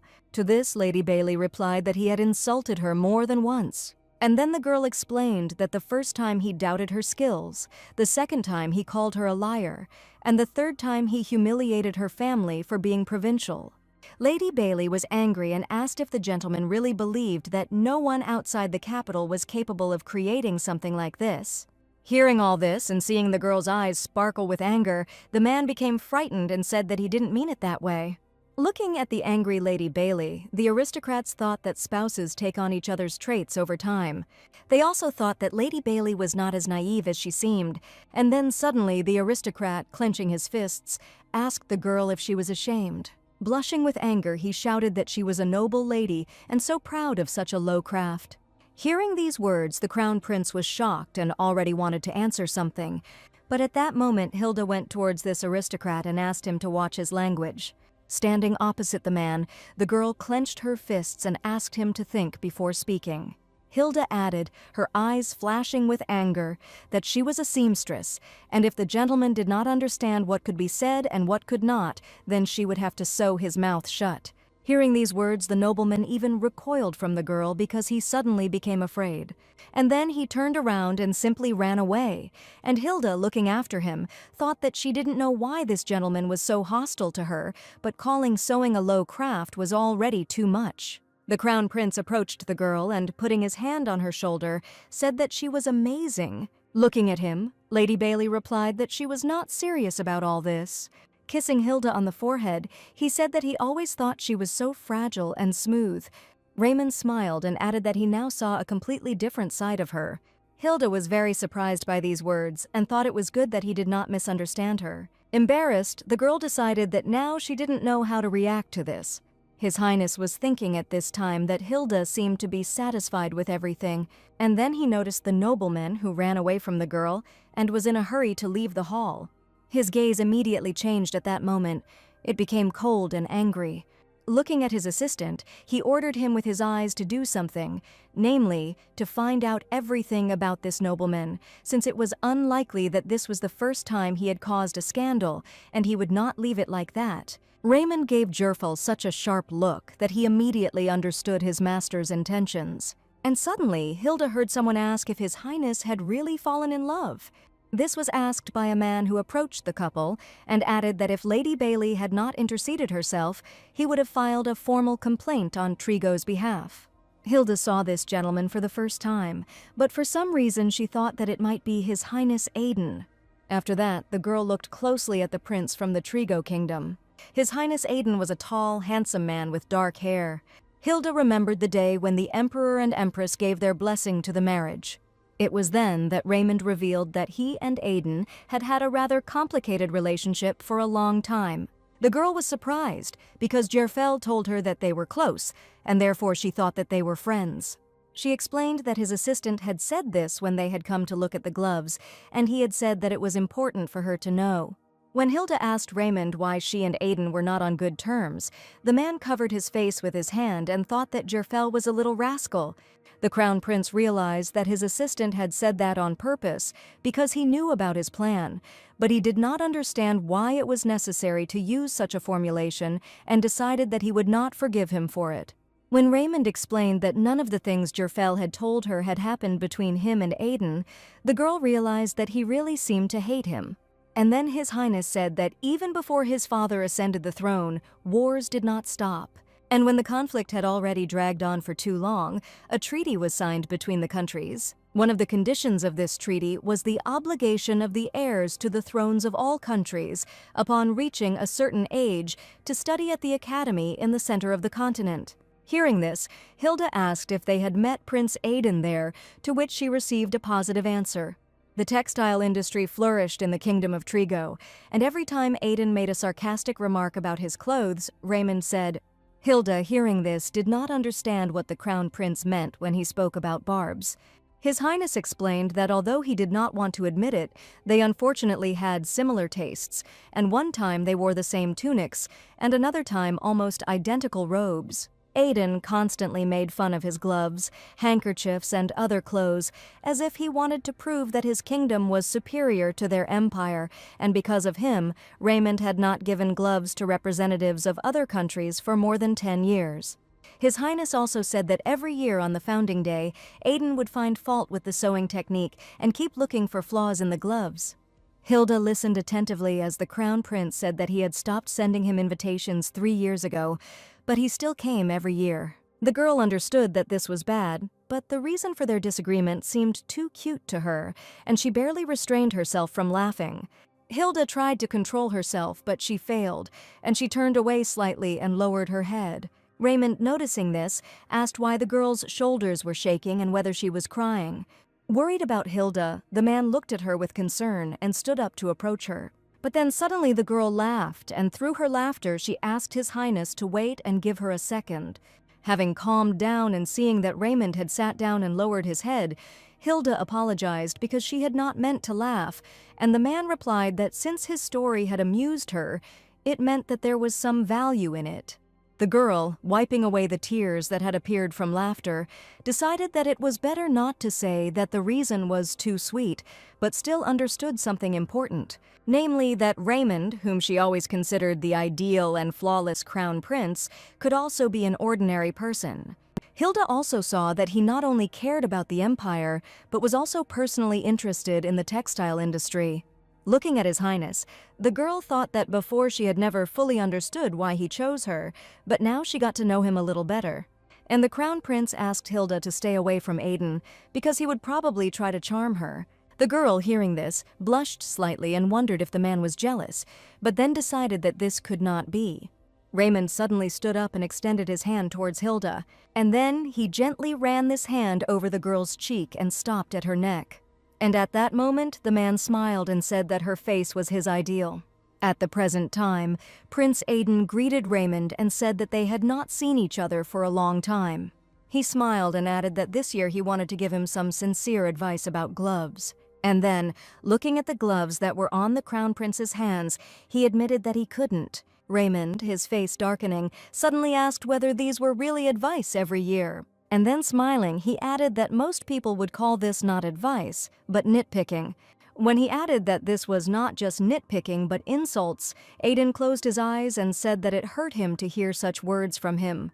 Then, smiling, he asked the crown prince if his comments had not improved Raymond's gloves year after year. Aiden spread his hands and added that this was not only about the gloves even at the academy.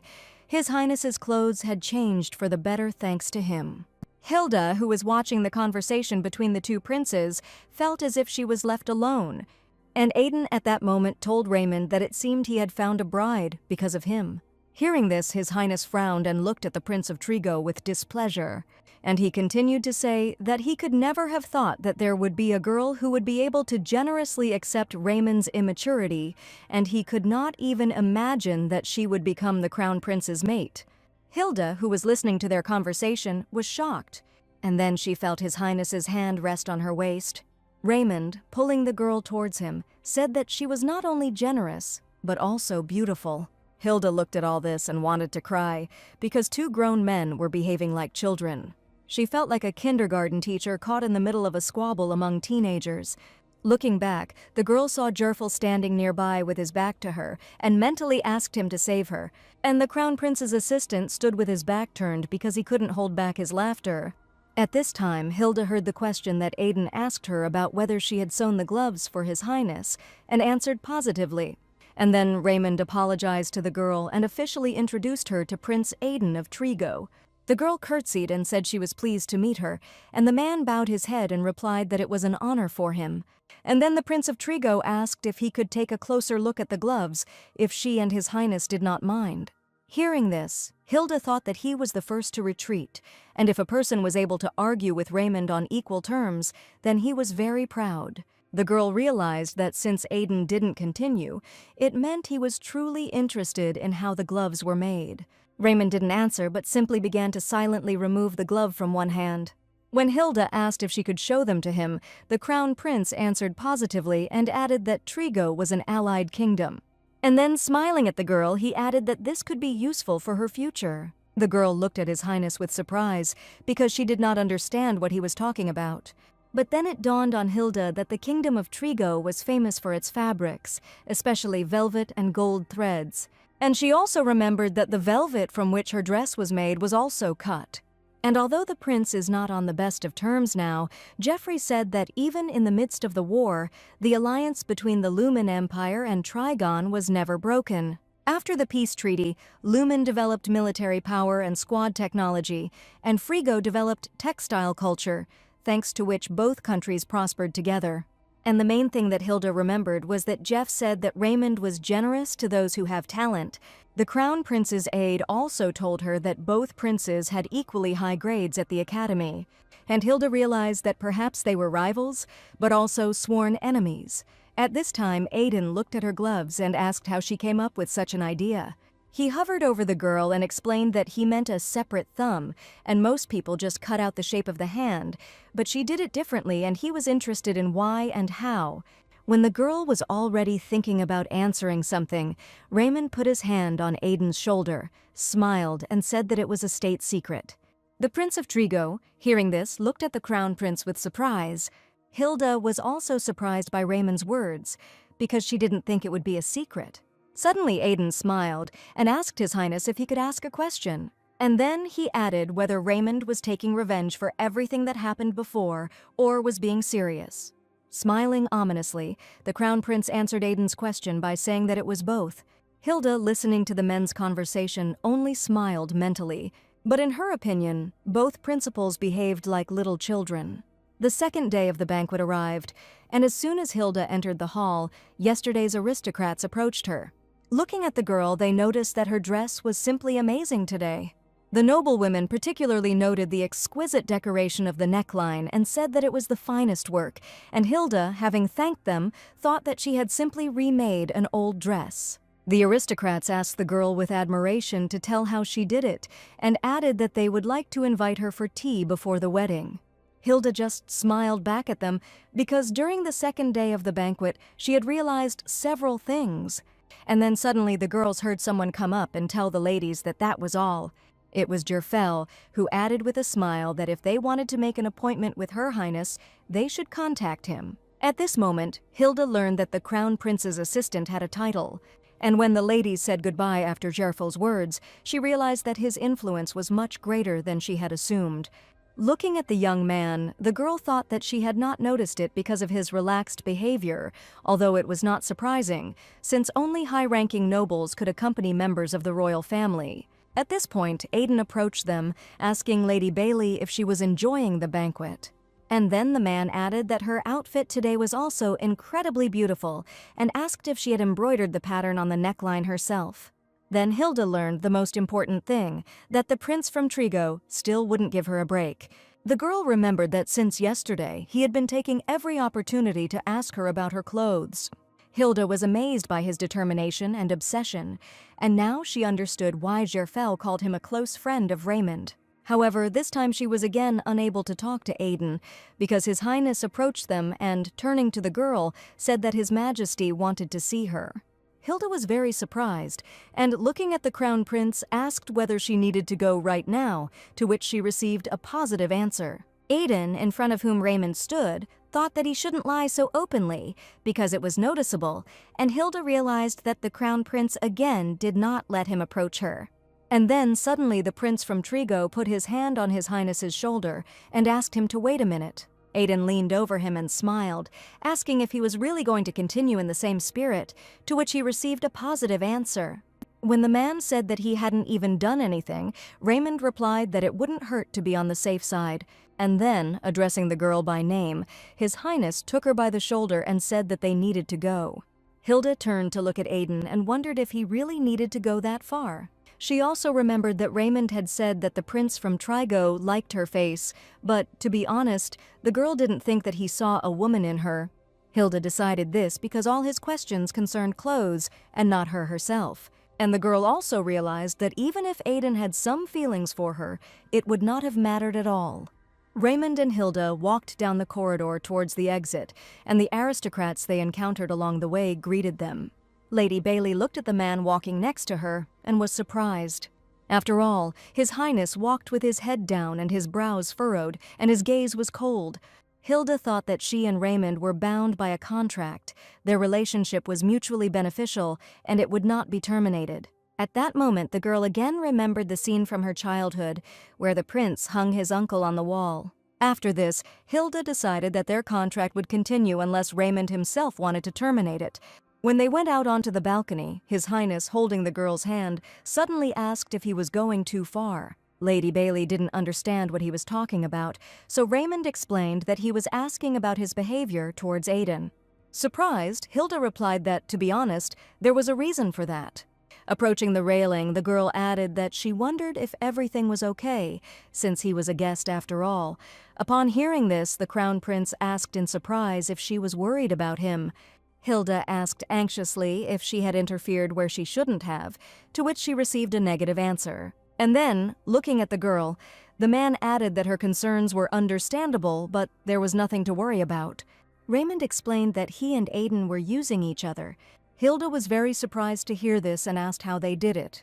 Raymond said that she could see that people around him considered him to be a difficult person to approach. And then the Crown Prince added that the other nobles found him too cold and menacing. And that's why even business conversations are difficult, he explained to the men. Remembering Aiden, he added that in this sense they were useful to each other, even though he made fun of him every year. His Highness explained that this allowed both of them to negotiate with important people in a more relaxed atmosphere, and both benefited.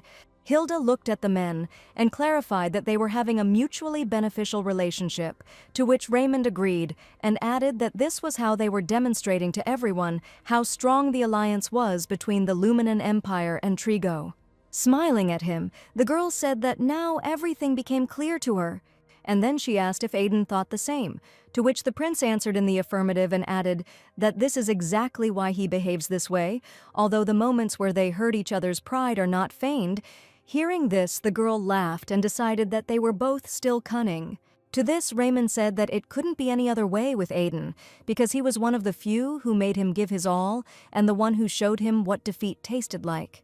A little earlier in the banquet hall, the Prince of Trigo, addressing His Highness, said that the entire hall was talking only about their love. He smiled and added that everyone was speaking in the most exaggerated terms, to which Raymond replied that this was not an exaggeration at all, but the pure truth, while Aiden replied that he did not know that His Highness was such a romantic and that love could see the light of anyone. And then the prince from Trigo added that they say this is not just love, but a story of eternal love, to which the Crown Prince said that this is exactly so. Hearing these words, Aiden rubbed his chin and thought for a moment. And then, looking at the Crown Prince taking a sip from his glass, he added that this performance was staged very skillfully. Raymond looked back at Aiden and suddenly said that there was no point in throwing around big words based on guesswork. At the present time, His Highness told Hilda that they were old rivals and knew each other too well, and more than once they had butted heads and taken things from each other. And that's why they will never become true friends, the man added. And looking at the girl who was listening to him attentively, Raymond said that they had always competed for the same thing. The Crown Prince wondered if it might happen, although it was very unlikely, that he would suddenly truly fall in love with Hilda. And then suddenly the girl apologized, and, stretching out her hand towards the man, said that he had a speck of dust on his clothes. And then, gently touching his clothes with her hand, Hilda removed them. The man was amazed by the sensations from the girl's touch, and she removed her hands, saying that everything was okay now. Catching Hilda's hand in his, Raymond suggested going inside, to which he received a positive answer. Holding the girl's hand, the Crown Prince said that she could leave early if she was tired, to which Hilda objected, noting that it was her job. And then, smiling, Lady Bailey added enthusiastically that everything was fine and that she still needed to get used to it. Raymond looked at Hilda with concern and asked her not to overdo it. A few days later, there was a table set on the balcony and 2 chairs next to it. Hilda, turning to Raymond, said that she needed to ask him for something. The man looked at the girl in surprise, because he did not understand what she was talking about. And Hilda thought that even if it seemed strange, she could not miss such an opportunity, and said that she really wanted to do something. Some time ago, after some twists and turns, the girl successfully survived the founding celebration. She also arrived at the palace earlier than planned, Hilda recalled, sitting at the table. This was necessary in order to immediately begin preparations for the wedding, and only when she was here did she realize something, namely, how tiring and intense the role of the Crown Princess is. Traditional imperial service, tons of material to study, etiquette lessons, and as if that weren't enough, she still has to sew her own wedding dress. The girl suddenly jumped up and exclaimed with enthusiasm that since she had already decided, she had to give it her all. After thinking about it and looking at the sketches, Hilda decided that determination alone would not be enough. She was unsure if she could create a wedding dress in the style that everyone was accustomed to. The girl remembered that in this world there is no concept of a wedding dress, and usually brides just wear the best of what they have or order a new one. Hilda thought about this very hard because she wanted to sew her own dress anyway, but the girl wasn't sure if she could find snow-white fabric, and that wasn't the only problem. At this time, the maid reported to Lady Bailey that His Highness had arrived, to which Hilda replied that he should come in. Getting up from her chair and straightening her dress, which had become wrinkled from sitting for so long, the girl thought that even if she sewed a dress for herself, the groom's outfit would not match it. At that moment, Hilda imagined them together in wedding dresses and realized that they would look ridiculous. Closing her eyes, the girl tried to imagine Raymond in a modern suit because he is tall and handsome. Opening her eyes, she seemed to see a man in such a suit, and at that time Raymond asked how she slept and what she was thinking so deeply about. The girl did not answer these questions, but simply looked silently at the Crown Prince and slowly blushed. His Highness asked with concern if she was feeling well, as she looked very tired. And at that moment the girl said that she really needed to ask him for something. Hearing these words, Raymond looked questioningly at Hilda, and she thought that even if it seemed strange, she couldn't miss such an opportunity, and she said that she really wanted to do something. Hilda handed one of the sketches to Raymond. It depicted a man in a classic suit. The Crown Prince, looking closely at the drawing, said that he had never seen anything like it before. Then Raymond asked Hilda if she wanted him to wear it to the wedding, to which she replied that she was not going to make it exactly according to this pattern. And then, taking the sketch from him, she added that the style would be similar, and to herself she thought that it would be something like a tuxedo. Raymond suddenly asked that it was difficult to tell from the picture, but wouldn't it be too hard for her to sew his clothes too? Hilda replied that it probably would be so, but she still wanted to do it. And then, smiling, the girl added that, after all, this was their wedding. Hilda explained that wedding clothes are special. They symbolize the beginning of a new life, which greatly surprised Raymond. She also heard from Jerfel that he took on some of her responsibilities so that it would not be so hard for her, and smiling, she said that in gratitude she also wanted to give him a gift. The man looked at the girl silently, amazed by her attitude towards him. Jerfel, who stood behind the Crown Prince and watched them, only smiled and chuckled. Hearing this sound, Raymond looked at his assistant with displeasure, and the girl was surprised, because she did not notice him. His Majesty decided to switch Hilda's attention and, pointing to other drawings, asked if they were sketches of her dress, to which the girl answered positively and added that she had not yet decided on the style. While Lady Bailey was talking about the dress and how it might seem too provocative, the Crown Prince walked up to Jerfel and stepped on his foot. Here Hilda asked what that sound was that she had just heard, but Raymond, putting his arm around the girl's waist, asked her to show him the sketches of the dress. His Highness carefully examined the sketches of the dress that the girl had in mind. And then he said that the styles of the dresses were very unusual. At that moment, the man thought that no matter what dress she chose, it would definitely make a splash. Hilda, looking at the thoughtful Crown Prince, asked if this was too radical. Hearing this question, the man came out of his reverie and looked at the girl. And then, smiling at Hilda, he replied that everything was fine, and he wanted her to sew the most beautiful dress she could. When they moved away from the table a little, Raymond told her that many people dream of dresses like hers at the founding celebration, and that orders for copies of her dress from the banquet were coming in to ateliers across the country. Trigo also showed interest in the lace that Hilda used in the outfit, and is already trying to recreate it, His Highness added, to which the girl noted that they were probably capable of doing this, since lace can be woven by hand like knitted fabric. Taking her hand, Raymond said that thanks to her he was finally convinced of his decision. Hearing this, Hilda looked at him questioningly. And the Crown Prince, looking attentively at the girl, replied that he wanted to declare to the whole world about their ambitions. Leaning into Hilda's hand, Raymond added that he wanted their wedding to be a symbol of Luminen becoming a leader in culture and other areas. Hearing these words, the girl looked at His Highness in surprise. And then Hilda smiled slightly and thought that she was a lucky woman. The girl understood that if it had been someone else in Raymond's place, she would not have even dared to dream of such opportunities. Smiling, Hilda thanked the Crown Prince for believing in her powers. Raymond, however, looked closely at the girl and asked her to allow Gerfel to accompany her from tomorrow until the wedding. The sun was shining warmly outside the window, but Hilda did not understand this request and asked why this was necessary. His Majesty replied that his assistant would be useful in case of unforeseen situations. Although the girl did not quite understand the reason, she answered positively. Remembering that his bride had to work, the Crown Prince got ready to leave. And then the man suddenly turned around and asked Hilda if she had thought about additional conditions. When Lady Bailey asked what the terms were, Raymond reminded her of the contract they had agreed to sign before the wedding. And then he added that he thought maybe the girl would like to add something. When the man said so, Hilda remembered everything. Namely, that they agreed to implement it gradually and to sign it just before the wedding, and then she agreed. Hilda apologized and admitted that it had completely slipped her mind, to which Raymond replied that everything was fine, and if she remembered anything she wanted to add, she would just tell him. When the girl agreed to do so, the man looked at her carefully, and then he said that he was very curious about one thing, and hearing this, Hilda looked at him questioningly.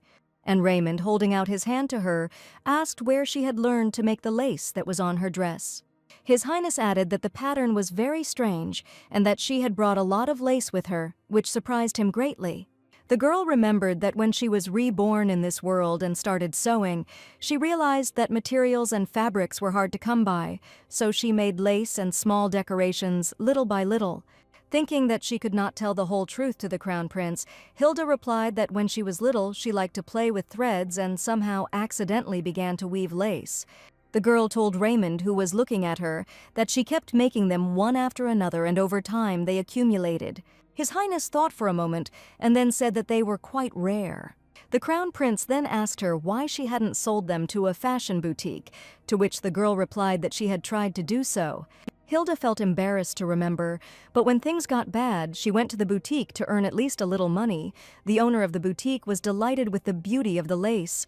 She offered to pay the girl for sewing 2 tunics. Gerfel, hearing this, was shocked that the boutique owner had offered such a price. He got angry because it was pure robbery.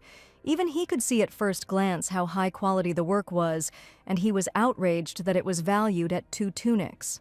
The girl continued and said that it was then that she realized one unpleasant thing, namely, that even if you are talented and know how to work with your hands, but have neither power nor money, all efforts are simply a means to fill someone else's wallet. She closed her eyes and asked the men if it was too petty of her. Raymond suddenly addressed the girl by name and asked where this boutique was located. Hilda replied to this that everything was fine, and it was already in the past, and she was actually even grateful to Mrs. Shirley. And then she asked the surprised Crown Prince if he truly appreciated her skills. Raymond looked seriously at Hilda and replied that it was true. And then, asking the girl not to overwork herself, he said that it was time for them to go. When His Highness and his assistant were already leaving, Hilda wished him the same. As the men walked down the corridor, the Crown Prince turned to Gerfel and said that from now on, his main priority was not him, but Lady Bailey, to which he agreed. And then, turning to his assistant, he ordered him to find out everything about that boutique and its owner, Madame Shirley. He also asked to make sure that rumors about this did not reach Hilda. Gerfel bowed in response and said that he would take measures. They walked through the corridors of the palace, and Raymond could not understand why he was so angry. The Crown Prince realized that the girl was not mistaken when she said that he truly appreciated her skills. Suddenly His Highness covered his face with his hand and uttered the name of Prince Trigo. Gerfel did not understand what he had to do with it and, apologizing, asked again what the Crown Prince meant. And Raymond, still not removing his hand from his face, asked his assistant to allow Hilda to meet with Aiden. Gerfel was surprised by these words and asked if he had completed negotiations with Trigo. Raymond responded to this by saying that they had agreed that Trigo would provide all the necessary fabrics and materials and that the details would be clarified later, but he added that there would be no compensation this time. And then His Highness said that Trigo thought that Hildegard was worth the effort and looked at his assistant. The crown prince sternly told her to only communicate with Aiden when necessary and in his presence, to which Jerfel replied that he promised to be very attentive. The next morning, Hilda's room was illuminated by the bright rays of the sun that peered through the windows. When the girl was getting ready to meet Aiden, her mother asked if she was sure she wanted to wear such a nondescript dress. To this, Hilda replied that this was not a social reception, and the countess added that her daughter was, after all, meeting the prince of another state, to which the girl replied that Jerfel said that everything was in order, and the prince did not attach importance to formalities. To this, her mother remarked that she could also see His Highness, to which Hilda replied that anything was possible, but she did not have time to dress up. And then, smiling and looking at the countess, she added that Raymond did not choose her for her appearance. Her mother just exchanged glances with the maid and did not respond to this. The girl remembered that thanks to Raymond, her mother was allowed to stay in the palace for a month. She was officially registered as a court servant, but this is only a formality because she is recovering under the supervision of Lucy and is being treated by the court physician. Smiling at her mother, the girl said that she needed to go to the reception area. In response, the woman wished her to take care of herself. Seeing Jerfel in the corridor, Hilda asked how long he had been waiting, to which she received a negative answer. The crown prince's assistant looked attentively at His Highness's bride. The girl, seeing this look, asked why he was looking at her like that, to which he replied that it was nothing like that, and invited her to go into the reception area.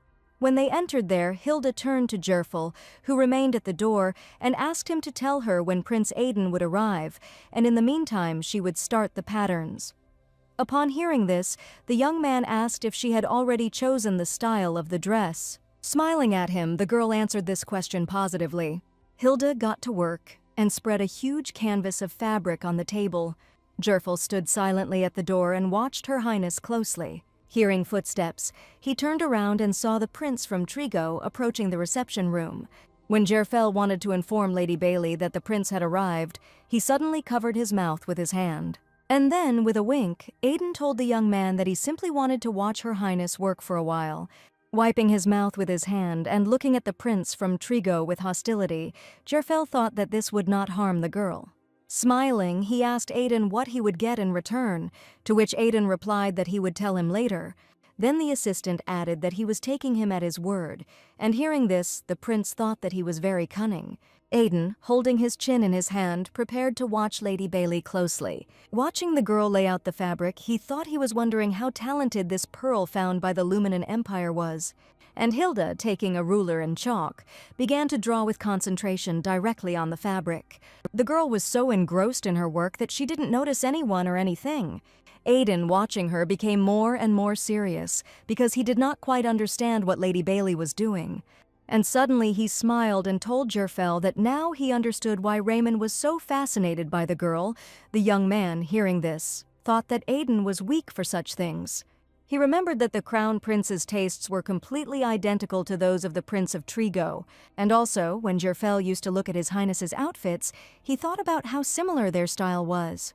Hilda paused briefly to wipe the sweat from her brow. She suddenly heard someone say that she was showing not only concentration, but also true professionalism. Jerfel, hearing this too, stopped wandering in his thoughts, and saw how the prince from Trigo approached the girl.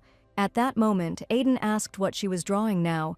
Hilda, without turning around, answered that she was creating a pattern for a petticoat so that the skirt would be voluminous, and in response she heard the question of what a pattern was.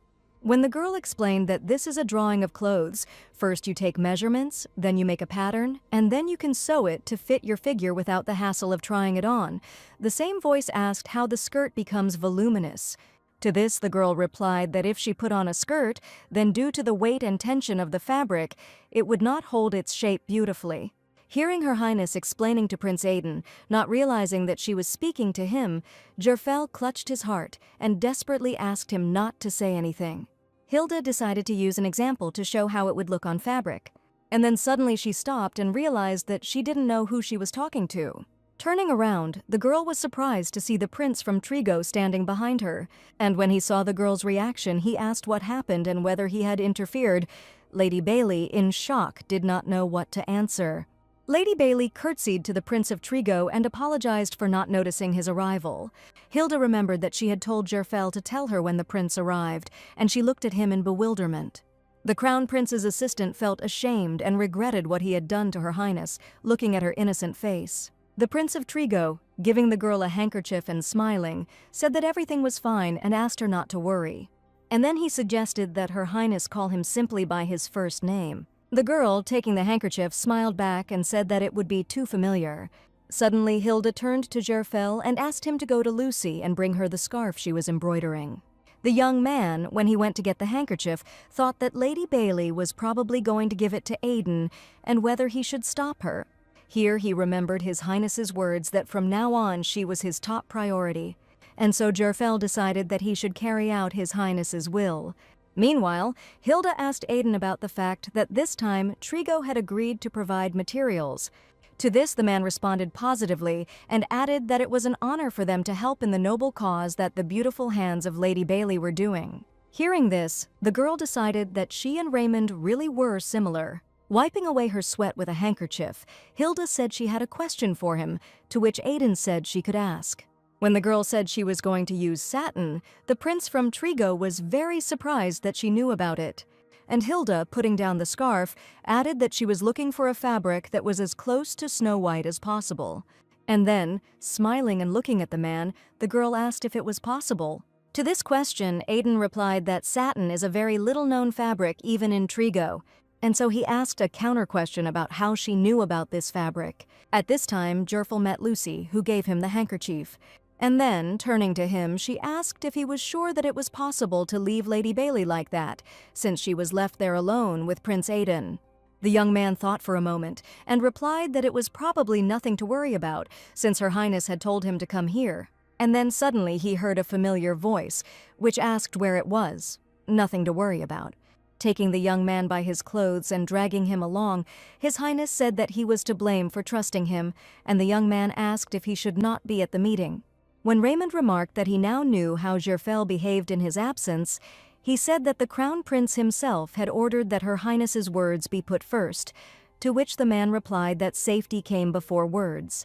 In response, the young man said that then they had nothing to worry about because Prince Aiden was not the one who would harm Her Highness, to which he received the answer that this was precisely why he was dangerous. Raymond thought for a moment, as if a picture of their meeting appeared before his eyes. Namely, how Aiden is already bombarding Hilda with questions under the pretext of curiosity. And then Raymond remembered their conversation on the second day of the banquet, when the prince from Trigo did not believe in their love and said that this performance was staged very skillfully. Raising Jerfel in front of him, Raymond asked how much longer he was going to act as if they were still at the academy. When the assistant wanted to object, His Highness let him go and said that there should be no objections. The man remembered that at the academy, although they didn't get along, he always stayed close to Aiden. He did it only to survive in that hell. After all, Jerfel, whom he had forcibly enlisted as his assistant, could not protect him alone. So Raymond clung to the only one who inspired even a little bit of confidence, and his assistant was still stuck in the past. Turning to Jerfel, His Highness said that he could forget about sleep today because they had a long conversation ahead of them, which greatly upset the young man. Meanwhile, Aiden was talking about how the fabrics most commonly used now are like mo or ma, while fabrics that require complex weaving techniques, like velvet or satin, have only recently begun to be produced. And then he clarified that they started producing them only about 10 years ago. Aiden explained that production only began because some technology was obtained from distant continents after the war. And he was very interested in how Lady Bailey could have learned about satin. The girl looked at the prince from Trigo with her eyes wide open, and then she hesitantly said that the thing was that her father was a merchant, which surprised Aiden. Hilda added that it was a modest business, and she had loved sewing since childhood, and her father sometimes brought samples of new fabrics with great difficulty. With her head down, the girl said that this was how she recognized different materials, and at that time she prayed silently to herself that he would believe in it. And then Aiden suddenly said that information about the new fabrics was only given to the royal family and the dukes. And then he added, "Does she really want to say that some merchant from the Count's family suddenly received samples?" Hilda looked in horror at the frowning Prince of Trigo. The girl clutched her dress tightly and didn't know what to do, because she was so confused that she couldn't utter a word. In desperation, she thought that she had to think of something, because if she kept silent now, Raymond would suffer. And then suddenly Hilda heard the voice of His Highness, who said that it was he who had gotten the fabric for her. Turning around, the girl saw Raymond, who entered the reception room. Hilda and Aiden were surprised by the sudden appearance of the Crown Prince.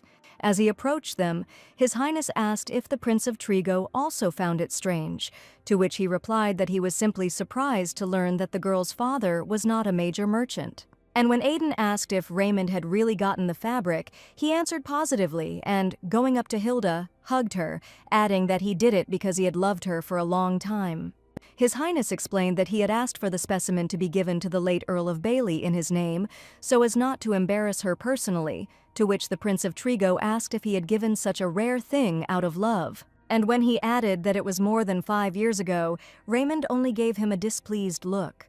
Having released the girl, the Crown Prince stood opposite Aiden and answered these questions positively. The Prince of Trigo looked at him and smiled, thinking that this was some kind of ridiculous excuse, and anyone would suspect something was wrong. And Raymond, looking back at Aiden, thought that nothing convincing had come to mind. And then, glancing at the girl, the Prince from Trigo wondered if Raymond really valued her so much. Aiden decided that this couldn't be true, and His Highness wouldn't go that far, and he could press and get to the truth. But after seeing Raymond's reaction, and how he covered her with his body, the Prince from Trigo decided that if he continued, it could turn into a diplomatic problem. After thinking for a moment, Aiden decided to let the situation go for now and turn to Lady Bailey. With a bow, he apologized for his unnecessary suspicions and hoped that he had not offended her, to which the girl replied that nothing terrible had happened. Then the Prince from Trigo suggested returning to the conversation about fabrics and asked whether she was talking about white satin, to which he received a positive answer. And then Aiden asked why exactly Snow White, because it gets dirty very easily, to which Hilda replied that she agreed with him, but a wedding happens once in a lifetime, and therefore she would like Snow White. When the girl asked if it was difficult to accomplish, the man replied that he would try, and His Highness only watched silently. After they had agreed, Aiden said goodbye to the Crown Prince and Lady Bailey and took his leave. When he left, Raymond suddenly addressed the girl by name. Looking at Hilda, he said that he had restrained himself for a long time for her sake, but he could not anymore. The girl, opening her eyes wide and looking at the man, thought that it seemed the inevitable had finally arrived. The Crown Prince sat down in a chair at the table, and the girl sat down on the sofa opposite him, folding her hands on her knees. Raymond wondered where to begin, because he was usually so relentless with questions that people said he had no pity at all. Looking at Hilda, the Crown Prince decided that he did not want to interrogate her, because she was the one he was going to marry. And also, having become sad, the man realized that he was not even in the mood for something like this. So he simply asked the girl if she had decided on the design, which surprised her greatly. Having answered positively, Hilda nervously clenched her hands into fists and wondered why he was asking about the dress. The girl found this strange because she expected other questions. And looking at Raymond, Hilda suggested that perhaps he was changing the subject out of respect for her. The girl hesitantly asked the man to look at the sketch and received a positive response. Taking out the sheets of paper, she showed on one a sketch of a dress and on the other, his future suit. Bending over and placing the sketches on the table, Hilda explained that she planned to make the top of the dress fit tightly around the chest and waist, and the man, looking at the drawing, suggested that the shoulders would be open. When the girl replied that she planned to use lace for the neckline and shoulders, His Highness thought that it was rather revealing, and the back was even deeper, although covered with lace. The mere thought of how many people would see Hildegard in this dress made him angry. Seeing Raymond's reaction, the girl asked him if the cutouts were too much, to which he replied that he thought they would suit her very well, but he decided to himself that if anyone had any unpleasant thoughts, they would have only themselves to blame. At this time, Jerfel stood silently at the door and thought about something. Raymond, looking at the drawings, noticed that his outfit was not the only one, to which the girl replied that there were several. She noticed that the Crown Prince usually wore a belted tunic and sometimes a cloak. And then the girl fell silent, and His Highness, noticing this, looked at her questioningly. Hilda suddenly placed her hand on the sofa next to her and asked the crown prince to move over to her, saying that it was difficult for her to explain from a distance. Hearing these words, Raymond was very surprised because he did not expect such a proposal. Jerfel even opened his mouth in surprise looking at Her Highness. Raymond suddenly stood up and, saying goodbye, walked towards the sofa where the girl was sitting. When His Highness sat down next to her, Hilda suggested continuing. Turning slightly towards the man so that he could see better, the girl began to explain that the top part of the outfit consists of a shirt, a vest, and a tuxedo, 3 layers in total. Suddenly, Raymond, blushing, asked her to repeat herself, and Hilda, asking if she was speaking too quickly, promised to explain more slowly. Jerfel, who was watching this scene, only smiled, but in such a way that no one would understand. Looking at the sketches, His Highness noticed that there were many more details here compared to his usual clothes. He also noted that the shoes were also unusual, to which the girl replied that she thought these shoes would complement the look well, and asked if maybe she should have chosen different ones. Raymond smiled and declined, then explained that this was all new to him, but he thought the image would highlight the empire's grandeur, and he liked it. The girl, slightly embarrassed, looked at the man in surprise because she did not expect such a reaction. And then Hilda suddenly said that she had something she wanted to ask him, but first she had to apologize. When Raymond asked why, the girl replied that it was not on purpose, but she told Prince Aidan about the pattern and the petticoat. Hearing this, His Highness looked angrily at the assistant, and Hilda, seeing this look, shouted that it was not his fault and that she was careless. The girl suddenly grabbed the man by the shoulder, who was not expecting it. Looking into Raymond's eyes, she asked him not to scold Jerfel. Hearing this, His Highness looked at Hilda in surprise, and then, lowering his head and blushing slightly, he replied that he had not intended to scold him. The Crown Prince spoke of what he had assumed would inevitably happen when Hilda met Aidan, and the girl noted that all of this should have remained a secret. When Raymond asked if Aidan could reproduce the design just because she told him, the girl replied in the negative, and upon hearing this, His Highness then said that everything was fine. And then, addressing Hilda by name, the man said that there was something more important. Taking the girl by the hand, Raymond said that he was not asking her to tell him everything, but asked her to promise him something. Looking seriously at Hilda, he asked her to promise not to deceive him. Hearing this, the girl looked at him in surprise and wondered if she was keeping something silent. Was it a lie? Hilda wondered if she could tell Raymond about her past life and how her grandmother taught her to sew. But at the same time, she understood that then the Crown Prince would think that she was crazy. Hilda decided that she could prove her words with skill, but she didn't understand why, and for some reason she was also afraid to be completely honest with him.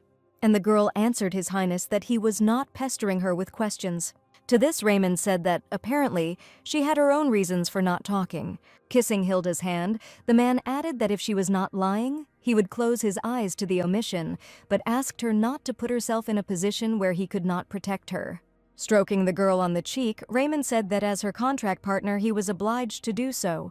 Lowering her head and placing her hand on top of his, Hilda agreed and thought he was very kind. Holding his hand, the girl realized that he was forgiving everything again. Suddenly, a little embarrassed and blushing even more, His Highness asked about the handkerchief. Hilda's eyes widened, and she looked questioningly at the Crown Prince because she didn't understand what he meant. And His Highness then asked whether the handkerchief was only for Aidan, and then the girl remembered that when they parted, she gave him a new handkerchief since she felt awkward giving away the used one. And at that moment the girl understood what the man meant, and he, without raising his eyes and still embarrassed by his question, waited for her answer. Hilda, raising her hand to her mouth, tried to hide her laughter with a cough, and then, taking the Crown Prince by the hand, said that Raymond was special to her and asked him to come to the table. Leading the man by the hand, she added that she did not want to give him the same gift as the others. Turning around, the girl smiled at the Crown Prince and asked him to wait a little. Completely embarrassed by these words, Raymond responded positively to her request. Meanwhile, Aidan walked along the corridors of the Imperial Palace and thought about how he had gotten himself into trouble. He understood that Lady Bailey's request was not at all simple because she asked for the fabric to be ready in a week because she still needed time to sew it. Here, Raymond also egged Aidan on with words about whether they were really not capable of such a thing, and naturally the prince from Trigo said that they could do anything. Hearing this, Hilda smiled happily and thanked Aiden. His Highness simply smiled, realizing that the prince from Trigo had fallen into his trap, but Aiden himself already understood this because he acted like a boy, although Raymond also crossed the line. The prince from Trigo, walking down the corridor, realized that this guy hadn't changed a bit since the academy. He remembered that Raymond always had that haughty, superior look. Punching the wall, Aiden realized he couldn't refuse. As long as he bore the name Trigo, his pride wouldn't allow it. Their tailors will curse him for ordering a complex shade of fabric on a tight deadline. And then the man looked at the handkerchief that young Lady Bailey had handed him. Aiden understood that it was hastily embroidered, but every line, every element was a real masterpiece, and this made him even more upset that he was not the first to discover such talent. The Prince of Trigo suddenly exclaimed that Raymond was unbearable and that he was going crazy with envy, but one day he would make him lose his self-control. At this time, Hilda asked His Highness to take off his clothes, which surprised him greatly. With her beautiful eyes wide open, the girl waited for the Crown Prince to fulfill her request. But Raymond did not understand what was required of him, and apologizing, asked Hilda again what exactly he should do. Jerfel, who was standing at the door, widened his eyes in shock when he heard the girl's words. His Highness asked Hildegard again if he had just heard correctly, and then he asked if she really asked him to undress. The girl smiled and took a measuring tape in her hands and said that she needed to take his measurements and therefore he needed to take off his clothes. Raymond, having heard the detailed explanation, only froze in surprise because he was thinking about something completely different. And Jerfel doubled over with laughter, covering his mouth with his hand so that His Highness would not hear him. Hilda looked at the measuring tape and thought that she was the only one of her kind in this world. When the girl complained that she did not have the tools to take accurate measurements, Raymond personally ordered one to be made. Thanks to this, she was able to sew a perfectly fitting dress, but Hilda realized that she should hardly dream of a sewing machine or a mannequin. After all, in this world they had not yet been invented, and clothes were stored in chests. While the girl was thinking about this, the Crown Prince undressed and told her about it. And then, standing barefoot and pointing to his undershirt, Raymond asked whether he should take it off too, to which he received a negative answer.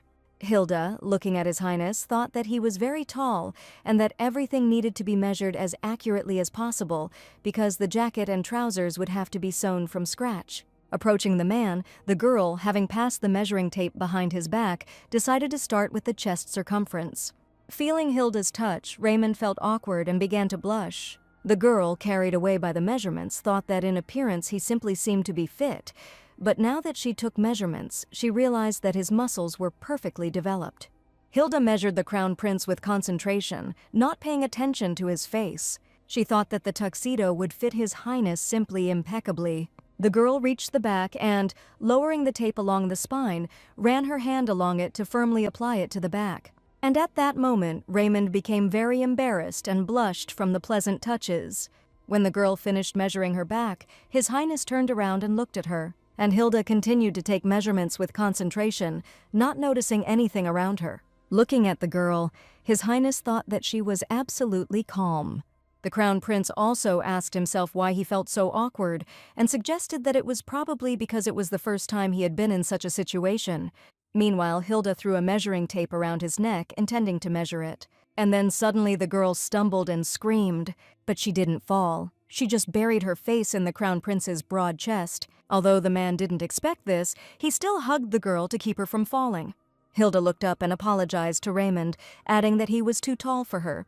And then the girl, saying that she would quickly bring a stool, ran away. At this moment, Raymond's hands clenched into fists and he made a decision. His eyes flashed as the man decided that he would not allow her to take measurements from anyone else and would do whatever it took to prevent that from happening. The girl brought a stool and, having finished taking all the measurements, told the Crown Prince that he could get dressed. Hearing this, Raymond felt the same feeling when the soul leaves the body. Having already dressed himself with Yerfel's help, His Highness thought that he felt as if he was standing completely naked, and at that moment, Hilda called him.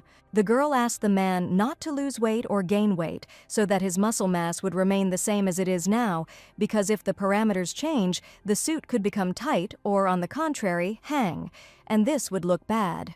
Hilda decided that she would check everything again the day before the ceremony, and if something suddenly didn't fit, she would have to alter it all night, and asked him to keep the shape, to which Raymond promised that nothing would change. Having said all this, the girl turned away from the crown prince and hurried to the table.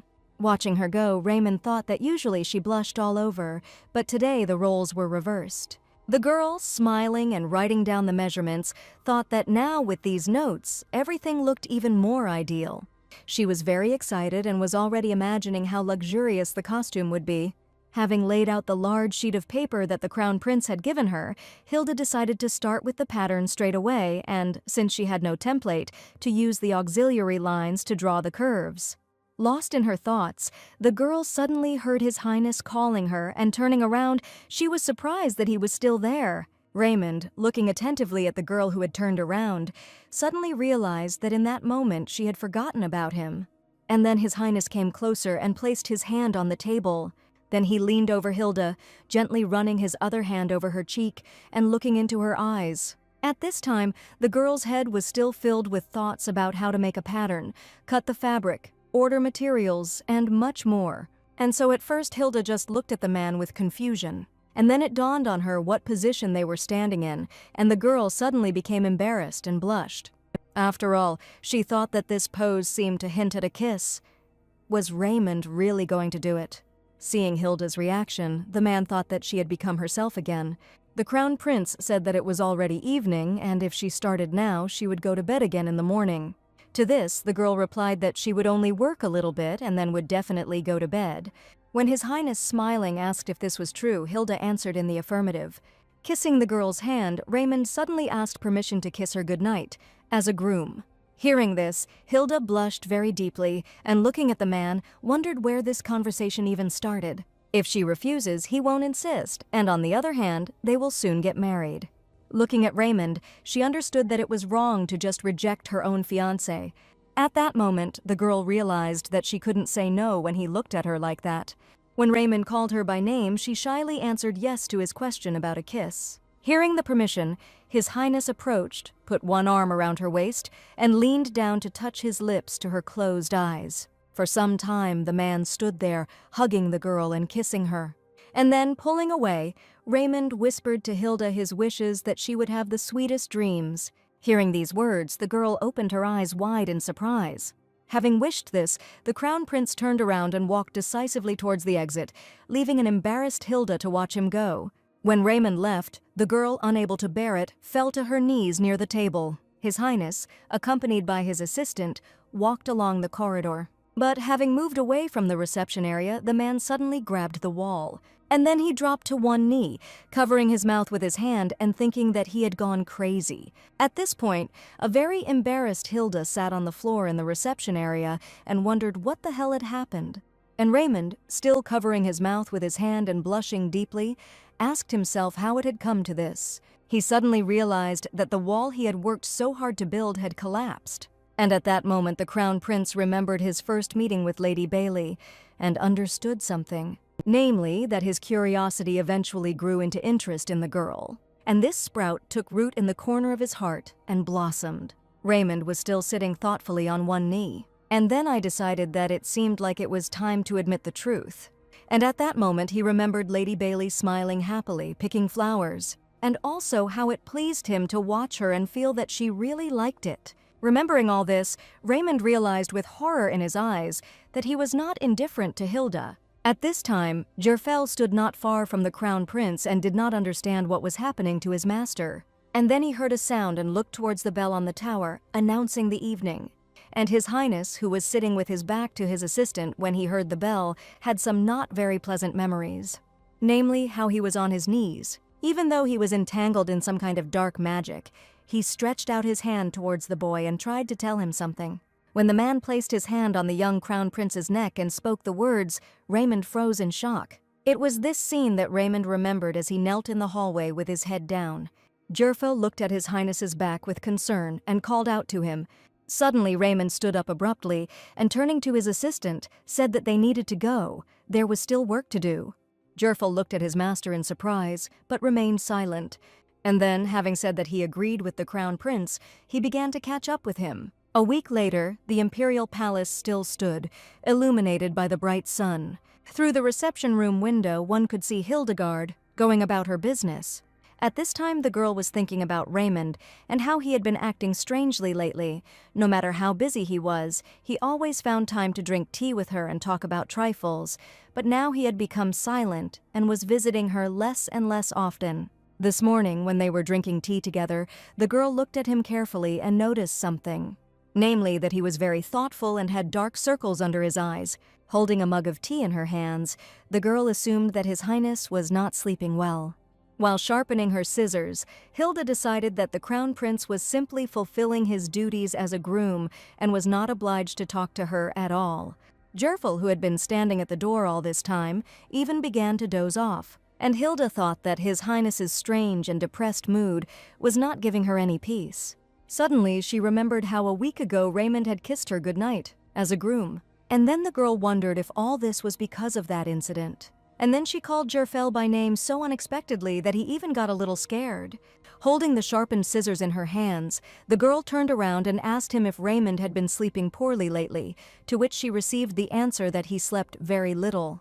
Hilda looked at the young man questioningly upon hearing this, and he explained that it seemed His Highness was having trouble sleeping. Hilda thought to herself that if the Crown Prince had insomnia, then now it was clear why he had been so gloomy lately, and she wondered if the pillow would help him if she sewed one. Then Jerfel and Hilda heard a knock on the door and turned to see who had come. It was the Prince from Trigo, who entered the reception room with a smile and said that he had brought fabrics. Seeing the scissors in the girl's hands, he suddenly shuddered and said that she had scared him. Hilda put down the scissors and was glad that Aiden had brought the fabric on time. The man suddenly said that, of course, it was for the sake of the Luminan Empire, but he himself thought that it was just scissors, not a sword, but it was still scary.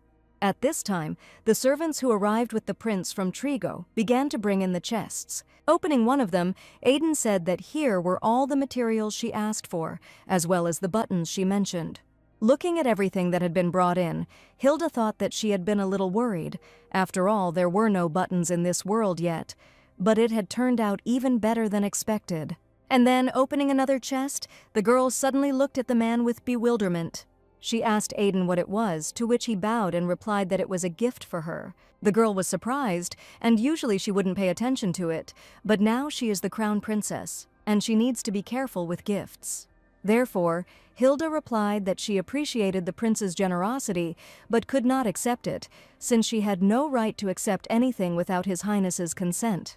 To this, the man replied that it was simply a gesture of goodwill. Hearing this, the girl said that she still couldn't accept it and didn't like receiving something for free, especially when she had nothing to offer in return. When Aiden said that he swears on his name that he really doesn't expect anything from her, Hilda suggested including this in the contract, which greatly surprised the man. Then the girl explained that he was still entering into a contract with His Highness for the supply of fabrics, and suggested that his words be included there. Smiling, Hilda added that since the prince said that he swears by his name, it would be easy for him to confirm this in writing. Aiden still looked at Lady Bailey in surprise, and thought that a contract for a gift was just something people usually accepted. He thought he couldn't say he had no ulterior motives at all, but he wasn't asking for anything right now, and Lady Bailey might just accept him in silence. And at that moment, Hilda asked if it was really that difficult for him to put it in writing, and if so, let him take it back. Upon hearing this, the man exclaimed that he would talk to Raymond and say that it was a gift from him, and he did not expect anything in return. Thinking that this was not quite what she had meant, the girl smiled and, thanking Aiden, said that she had simply thought that it would be better for both of them. And then she apologized for her tactlessness, to which the prince from Trigo replied that it was not so. Turning to Jerfel, Hilda said that he would be a witness and should convey to His Highness that Prince Aiden had agreed to include this in the contract. The Crown Prince's assistant looked seriously at the Prince of Trigo, who had not expected things to turn out like this. And then, smiling, Jerfel said that he would definitely pass everything on to Raymond. Hearing this, Aiden looked at Jerfel with a displeased expression, surprised that he was there. And then the prince from Trigo suddenly felt tired, covered his face with his hand, and thought that Raymond had really chosen a stunning woman as his wife. The girl, looking at the man, suddenly said that it was time for her to get to work. So standing in front of Aiden, she smiled at him and said goodbye. The prince was surprised by such an unexpected farewell and did not notice how he left the reception room. Standing at the door, he did not understand how this had happened and was very dissatisfied with himself. Hilda, meanwhile, laid out the fabric and realized that it was thinner than it seemed, and she would have to be careful when sewing the skirt. Running her hand over the fabric, the girl remembered how she had asked Aiden to include the gift in the contract. And then Hilda thought that she should sign a contract with Raymond too.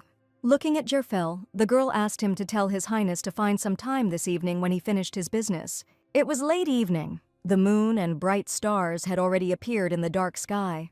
Hilda, already standing in her nightgown by the window, thought that she had gotten carried away with her work and had not noticed how time had flown by. And then suddenly she heard a knock on the door and, thinking it was Raymond, she allowed him to enter. The crown prince, out of breath, suddenly opened the door and addressed the girl by name. And then looking at her, Raymond asked with concern what had happened to her. Slightly frightened by His Highness's appearance, Hilda did not understand what he was talking about. Half an hour ago, Raymond was sitting quietly in the reception area, working with papers. Concentrating, he held the pen tightly in his hands and wrote something. And at that moment, he himself remembered how he kissed Hilda goodnight a week ago.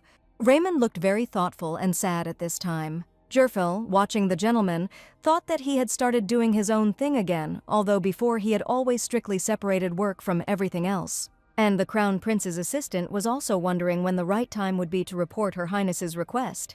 Suddenly, Raymond asked Jerfel if he had anything to say, since he was looking at his watch for the umpteenth time. The young man suddenly asked if His Highness was planning to rest in the next half hour. The man was surprised and asked why he needed that. To this, Jerfel replied that Lady Hilda had asked him to convey something, and then, turning around, Raymond asked what exactly she had asked for. The young man replied that Lady Bailey had asked if she could meet him in 2 hours. And then he clarified that in an hour and a half, and His Highness, hearing this, stood up abruptly and asked why he was only talking about this now. Raymond decided that if Hilda had made the appointment herself, it must be something urgent. It was after this that he burst into the girl's room, calling her by name. And then, without even catching his breath, he asked her what had happened. This scared the girl a little because Hilda didn't understand what he was talking about. Then she said she just wanted to discuss their contract with him. She thought that perhaps she needed to explain everything in more detail to Jerfel. When they sat down at a table opposite each other, Raymond said that everything was fine, and he just thought that the matter was urgent since she asked. And then the man thought about something, slightly lowering his head. At that moment, the girl, looking at His Highness, thought that she felt somehow awkward. Raymond looked at the girl and asked if she had decided what she wanted to add to the contract, and received a positive answer. Smiling, Hilda asked if she could have her own studio. A room like this reception room would be ideal, she added. Having called the contract, Raymond said that after the wedding she would be given several rooms in the castle. When the man added this point, he said that she could ask for anything she needed for the work, and the girl thought that she would have her own workshop. Hilda remembered how in a past life she shared it with her grandmother, and in the old estate she had to work simply in her bedroom. So, upon hearing Raymond's consent, Hilda was very happy. And at that moment, His Highness asked if she wanted to include anything else in the contract. The girl suddenly lowered her head and timidly said that there was something else. Embarrassed, she asked the crown prince not to take concubines, which greatly surprised him. Hilda remembered that of all the customs of this world, there was one that she never understood. Namely, the institution of concubines. Although she had never heard of the royal couple having concubines, the very fact of such a tradition should be stipulated in the contract. The girl added that this point would also apply to her, because they may seem like a couple in love, but they both know that this is not the case. Hilda lowered her head and added that if someone he truly loved ever came into his life, she hoped he would divorce her and marry that girl legally. With these words, Her Highness unpleasantly surprised the crown prince. Looking at the girl, Raymond wondered if she really perceived him that way. When Hilda raised her head and apologized, the man added that this would not happen. Looking at His Highness, the girl exclaimed that he had misunderstood her, and that she had not at all thought that he would act like that. Hilda explained that she just wanted to be on the safe side so that if something went wrong, they wouldn't part on bad terms, and apologized if she hurt his feelings. Raymond replied that she didn't need to apologize and asked if there was anything else she wanted to add. The girl, thinking that the crown prince had grown very cold, replied that that was all. Hilda, looking at Raymond, did not understand why he took it so harshly. She knew that the crown prince could get angry and consider it too much, but she never expected such a reaction. Could he really not stand betrayal? Meanwhile, the man, handing her the contract, said that it was completed and asked her to look at it and sign it. The girl, taking it, thought that their relationship was sealed with only one piece of paper, and if suddenly during its duration they fell in love with each other, it would be an ideal outcome. But at the same time, Hilda understood that this only happens in fairy tales. And then, taking a fountain pen, the girl resolutely signed the contract. Raymond at this time only silently watched Hilda. Already approaching the door, His Highness wished the girl a good rest. Taking hold of the handle, the crown prince suddenly stopped. And then, after thinking for a while, the man decided to ask the girl something. Raymond said he wondered if he suddenly fell in love with her, it would be a problem. Hilda, hearing this unexpected question, looked at His Highness in surprise. And Raymond, looking attentively at the girl, silently waited for an answer. Hilda didn't understand what he meant and wondered if her words had hurt his pride. Thinking that it didn't seem like he was saying this because he had feelings for her, the girl replied that it wasn't her decision to make. She added that Raymond's heart belonged only to him, and who was she to take away someone's freedom? And then, smiling, Hilda asked if she had asked the same question, he would have said that it was unacceptable or not. Raymond smiled and replied that he wouldn't say that. The joyful girl, still smiling, noted that she had meant it too. After this, His Highness, looking seriously at Hilda, said that everything was clear to him. And then, taking her hand and raising it to his lips, he wished the girl good night. As Raymond was about to leave, Hilda suddenly called out to him. Turning around, he looked closely at the girl, and she thought that the crown prince was behaving very confidently during the negotiations, and she was far from him. And then, closing her eyes, she decided that although she was not so cold-blooded, she would try very hard. With these thoughts, the girl approached His Highness and stood on her toes. And then, reaching for Raymond's cheek, Hilda touched her lips to his cheek. The man felt the touch of the girl's tender lips and froze in surprise. Embarrassed, Hilda took a step back, looked at Raymond, and also wished him good night. His Highness stood there for a while, looking at the girl. When the crown prince left the girl's room, Jerfel looked at him in surprise. He saw Raymond kneeling down and asked what he was doing there, to which the man replied that he was meditating. And then, waving his hand, he told Jerfel to stay where he was and not to pay any attention to him. The crown prince, who was very red in the face, felt as if he was torn between heaven and hell. And then the man realized that it was time to admit to himself that he had finally fallen in love with Hilda. His Highness again remembered his uncle, namely the moment before the execution. And then, becoming serious, the crown prince stood up, having made some decision. He decided that a mistake can only be called something that happens once, and if you can't change the past, then it's not worth it. Then, calling Jerfel, the man walked with decisive steps about his business. Raymond realized that it was better to face the truth than to run from it.